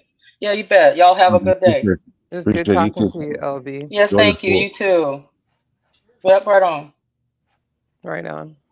Hey, look, so we got that. We got that pseudo killer T-shirt, yo. Inspired by the stealth design, dropping them high altitude bombs on the pseudos for sure. Man, go to the Ab Juice store, man. Go ahead and copy one, man. I'm gonna make sure all the pseudo killers have one on me. That's what we doing. We're enjoying the times we in, man. So it's like a revolution occurring where we pushing science and it's cool to do it, and it's not an issue. We're surrounded by people that make science and science literacy an issue, right? We definitely surrounded by that, and we get all kind of flack, and we end up in wild conversations. And I find it very, very interesting with all the pushback we get from a group of people that swear they want to gravitate towards being natural. And this is what I never understand. People swear they want to know what the reality is, right? What the truth is. We want the truth. We want our information. We want our history. And when we give them the tools that will help the situation become clearer, we in the fight. And that's the point, that's the part for me that gets me like, come on, man. So yeah, man, support the store, man. We dropped the link, right? Go ahead and get one of them shirts, man. And I gotta make sure I get everybody address on the serial killers, man. I'm gonna send them that shirt, man. Bobby Banger. What's good with you? Can you please address social dilemma? Actually, social dilemma. He's a dilemma. He's in Can a you dilemma. hit the link real quick and He's not gonna do it. He's a social dilemma. He's not yeah, gonna do it, man. He's a about Yeah, science. I ain't saying you had to be directly associated with the ancient Egyptians to appreciate them, brother. Definitely true. You know what I'm saying? I was just saying that some people actually think they are, but that's all I'm saying. What did he say? What's Shout the out, Zoo. Huh? I said, what did he say, Juju? Oh, just let me see if I can go back to a lot of stuff about science, misconstruing what science is. Pretty much. Let me go back. Oh, it won't let me go back on here. You might have to.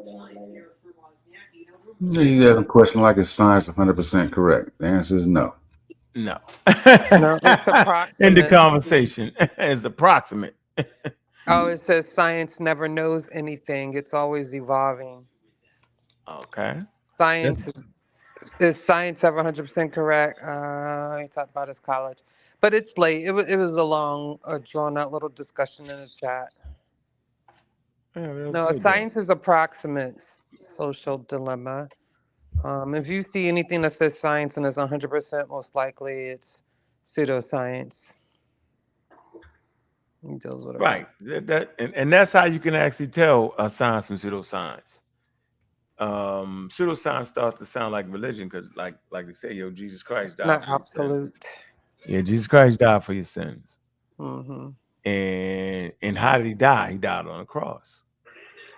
And so if you just go back to Palestine and Judea on an archaeological excavation using the tools of anthropology and happen to dig up a body, that you quickly realize that that's the character that everybody's talking about.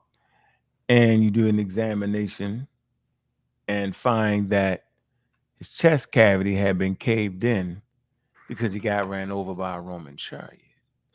You couldn't actually bring that information to the forefront, because if you did, you would change the whole religion. That Jesus didn't die on the cross, he died under the wheels of a Roman chariot. It It would kill the whole daggone religion, because the religion is based off of him dying and resurrecting on the cross, not by the hands of a Roman soldier driving a chariot over him. Now, if this was scientific, it would immediately change your stance. You would say, hey, we didn't find the holes in the hand and the feet. We didn't find a hole in the side, like the text said. What we found was his chest was caved in by a chariot, and the chariot wheel fits that cavity perfectly. And you would immediately change it. That's the difference between science and religion. Hey, Zoo was supposed to bring the source too with the Egyptian and the West Africa piece. He maybe watched that video. Still waiting on Zoo, man. He set me up with that. Yeah, Zoo. Yeah, you ain't know that? Oh man, yeah, Zoo. Benefit of the doubt. What's up, benefit of the doubt? Who's that? Who's that? Yeah, what's going on, Sosa? You call me the benefit of the who's doubt? benefited? Yeah, you know it, Sosa. Hey, the arguments is sound. That's a good thing, though. Hey, you can't have You discussions gotta be with the argument. You got the arguments be sound. Yeah, you can't have the conversation without that. So that's a bet. Yeah, that's why I think that Eric Weinstein, Terrence Howard was a good interview. The way he worked with him and slow him down. You know what I'm saying? Joe Rogan was kind of messing up, trying to rush him. But you know what I'm saying? He let him get it out and let him explain to him, okay, bro, I hear what you're saying. Yeah, you gotta let him open it up. Now, what you're saying, right? You need to be trained properly. You're mispronouncing words because he's an autodidact too. He's explaining to him like, yeah, this is why you're seeing that. Your brain, he's telling him like your brain recognizes symbols and patterns. That's a good thing, right? But he's like, what your brain is not doing, you know what I'm saying? He slowed him down all the way, you know what I'm saying? Talked to him, respectfully, and also was firm with him, you know what I'm saying? So the way he broke him down was really good. It was really good. Wow. On the screen, we got the stealth bomber. Took his first flight in 1989, yo, and this is what the shirt is based off of. That particular design, man. Man, hit that link, get that shirt. So the like man, UFO, man. They thought it was a UFO, didn't they, yo? They definitely thought it was a UFO. Sell more shirts, you tell it the UFO. You trip. They really thought it was a UFO when they seen it, yo. Yep. They was like, that's a UFO. And you know what, yo? If I'd have seen it, I'm like, what the hell is that? I wouldn't have thought it was a UFO, though. Yeah, I wouldn't have. Oh, we see somebody bought a shirt. Hey, Unc, if you didn't know what it was, you wouldn't have no choice but to think it's a UFO because it's unidentified. You won't know what it is. Unidentified flying object. Right. All day, every day. Hey, appreciate the purchase of the shirt. Your shirt is on the way there, bro. Watch how fast that shirt hit. Watch how fast it hit. But that's so, yeah, man. That's what we do right here, man. We correct the uncorrectable. When we wrong, we say we wrong. Yo, we work hard on that, yo. If we misspeak, I just misspoke, yo. Might get needle for it, but that's okay. We want to keep the material going right, man. It's a great holiday, man. Y'all enjoy. Hey, so you going live? What you doing? Or you not? You chilling? You enjoying the holiday with the kids, right? I'm still kind of mixing up. Maybe later on, Okay. if it ain't get too saucy. You know what I'm saying? I'm going might live. take a couple drinks or two. Gotta shoot firework with the kids and shit like that. You feel? Get too saucy. Don't get too saucy. I know you. I like when you saucy though. Yeah. I like saucy when he be right there, yo. Yo, you actually fireworks with these kids when it get dark. When it get dark, shoot these fireworks. Yeah, I might. What time you going live, Gullah? Because I'm gonna go live. I'm gonna do the email show. No, I'm doing. Are you doing an email show today? Yeah, you think I should, or you want me to wait? Shit, let me know what you're doing. I want to hear. I want to make sure I at least hear it. I want to see it. No, I got a gang of kids. I ain't gonna lie today. They want to pop fireworks, but I'm going live definitely. I might do a double. I might do Friday and Saturday, but I'm definitely one of them days. I'm definitely doing the origin of the history of the concept of race. Period. I'm gonna go in on it. Okay. So y'all follow the book of algae he's podcast, yo. Drop it in the thing, yo. You can drop your channel in the link, yo. With your link, grab the link to your channel, and put your channel in there, Sosa. Drop the link, yo. All right, for sure. Yeah. Let me know if you decide to go. I'm gonna watch out for it. I gotta get the notes together. I got you. I ain't gonna rush it. I want to make sure I get Yeah. all the notes together. We're gonna see. We're gonna read the email first. We're not gonna tell you who it is. We're gonna read the email, and yeah, it's gonna be a good one. Yeah. Can you remember when I looked at that man? I was like, yo, he hiding stuff. I was like, that just don't look right. How they say it, yo? How they say it? Oh, what tangle where we weave. See. He messed up, laughing on the screen, left the screen. You left the screen. Oh man, that shit was crazy. I'm like, you're doing too much, son. You're doing too much, man. Man, hit that Cash App, man. Let's see who hit the Cash App. See who shows some love here, man. Appreciate all that for real. Every little bit counts, man. We sure do. All right, Jamal. Yeah, I see you, bro. And you bought a shirt. Boy, you did your thing, man. Appreciate that. Yeah, so we done around here, man. I'm gonna get them emails together. That's a good one. Stick around for that, man. It's coming. And we're gonna have this talk, man. We're gonna always stay where we is, man. We're gonna have exciting conversations. Big up to the sister that jumped on the panel. Is brave. It's always brave when the sisters jump on the panel, man. I appreciate them, yo. We start to attract more sisters to what we do, man. And that kind of help us check our behavior at certain times too. And you can act wild and rough when all the boys just around. You know, when the women come, it changed the whole disposition and make you say, one, because you don't never want to be disrespectful. Two, you don't want to look silly. And for those two reasons, man, we get better and better every time the platform is graced by intelligent people. With that, man, I'm your host, Bobby Banger, man. I appreciate it. Man, get them pseudo killer shirts, man. You all right, man? Only a few people understand what that is right there, man. We know what it is, man. I appreciate everybody checking in, man. Omar Reed, man. Appreciate you, man. Head of the clip department, yo. I appreciate that, man. Whenever you see me using clips and shit, right, that'll come from Omar Reed, right? I might take it and get it from another source, but it's always his work that I'm always using. That may take the time out tirelessly, man, and I appreciate that, man. I don't like to put your name up on there, Omar. I guess I just told everybody. But I appreciate everybody from then to now, man. Appreciate the pseudo killers. Any last words, Cedric? I don't know why you ain't jump on the panel. You probably was this way, yo. Yeah, man. Shit, man. Happy 4th of July, everybody, man. I know Juju got the black, red, and green flag out, man.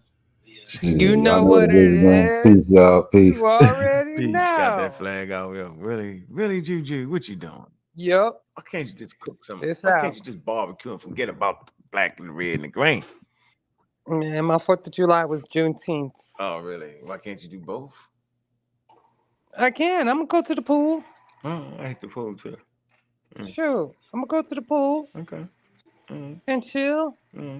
Okay. Yeah, I enjoy myself every day. Ain't gotta be no particular day to enjoy myself. You feel me? That's real. You feel me? I definitely feel you. Yeah. I think I'm getting some fried fish. I feel that. I got me some I feel that, Culver's. Juju. Huh? I feel that. Yeah, I was saying. that's what I'm talking about.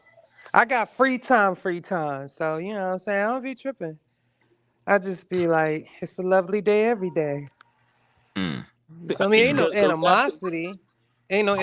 But I think I usually take my time in what is like, maybe think about the past, think about, what my ancestors were, think about what they were doing. You know what I'm saying? Just do a little bit of meditation, reflection, how it can move better in the future, how I can affect my community in a more positive way. Stuff like that. You know what I'm saying? Yeah. Hey, I would say too, to follow up, piggyback what you were saying, Juju, I would say shout out to the Africans that actually did fight in the war of independence and fought on the British side. Facts. But they were fighting for their freedom. Let's not forget that. Like they were definitely fighting for their freedom. Because they were promised to be free no matter what side they fought on. Let's remember that. I'm just saying. And then they were lied to too, in a sense. You feel me? Because that freedom wasn't had like that. Our main thing was freedom and liberty. That was the main thing for black people. Freedom and liberty, no matter where we were, at all points of history, right? The minute them Africans was forced on that boat, they was fighting for their freedom and their liberty. You feel me? That's real. So I'm just saying. And I reflect on those things, and that's what I mean. I reflect on that. How can we motivate our communities? How can we motivate positive change for the future? That's all. Yeah, and two, African history. First American to die in the war of independence was an African American brother. Correct. That is right. That is right. But shout out to those who support. Happy 4th of July to you all. You feel me? Yeah. Ever no hard feelings. I'm always thankful to be an American because I can be other places. You feel me? Trying to fetch for food and living a very hard life. Food. Yeah, we literally are living a soft life compared to lots of other Africans. Like, think about it. So I'm always grateful for the position. You feel me? It was a hell of a stage to go through to get here, though, boy. I ain't gonna lie. Hell of a stage to go through to get here. I wish we could have just did it on our own. Never got the chance to. Quasi opened me up to a whole new world. Yeah, shout out to Ashra Quasi. But my pops was a physicist, right? Chemistry and biology teacher, professor, which created a conundrum. Cause I've been, what is this? What? You've been fighting your dad, internally fighting with the black stuff. You don't have to fight anymore, John. You don't, John. I think we did great shows, and we talked about what blackness was, what it should be, what it can be, what it is not. And the physics and the chemistry and the biology and all that, man, your father gave you was a foundation for you to be able to organize those silly conversations around black. So you set a great space to have a foundation right there. Yo, big up to John Nick's dad. Yo, gave him that foundation, and he said it's a conundrum. Yeah, man, you ain't actually fighting against it. You really trying to get people to see it in the right way, in the right context. Yo, that's what's important, man. So yeah, I appreciate everybody coming through. I see these orders that came through with the shirts. We sold 2 shirts. I know Audio was one of those orders, so shout out to Audio. You feel me? Audio didn't get no shirt. Audio did get a shirt. Did not. You made that up. Okay. I don't see Audio made it up. right here. My bad. I don't see Audio ain't hit the button yet. Audio, where Maybe you at? he go by his legal name. Sure, I don't know. Oh, we're gonna see. Brother said he was gonna get a shirt. Brother said they was fire. I figured it was one of him. Mike Ben. I can tell you who it is. See, Jamal is his name. See, apologize. Capping. You capping. Apologize. Because they be capping before she be rapping. I apologize.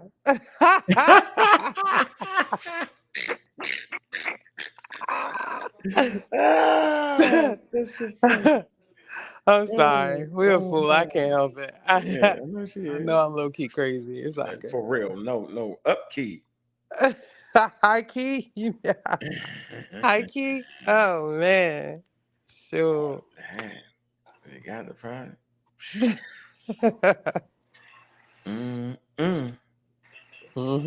Yeah, so we're in the game. Hey, shout out to the confused Africans that don't know they African yet, yo. Oh, dang. That part. What? He said confused Africans don't know they Africans. Think they like Indians. like Cosmic Chris. Yeah, Cosmic Chris. He going right to school. They're gonna get him straight. He going for computer science. No, he's not stupid, yo. He ain't going. He going for Gullah, pharmacy. that's funny. All the pseudos are computer scientists. we have made somewhat of an assessment. That's a wild assessment. That's wild. That's funny. Crazy. Yeah. Hey, yeah, we out of here, man. Appreciate y'all, man. With that, man, pseudo killers on deck, man. Community skeptics, man. We appreciate you, Bobby Banger. Hey, every day. Uncacat. I appreciate y'all, yo. Couldn't do it without us, right? Each one teach one, yo. Stand at the top. That's why we always get attacked, man. Big up to King Sosa. Big up to all the brothers, Big up, man. Sosa.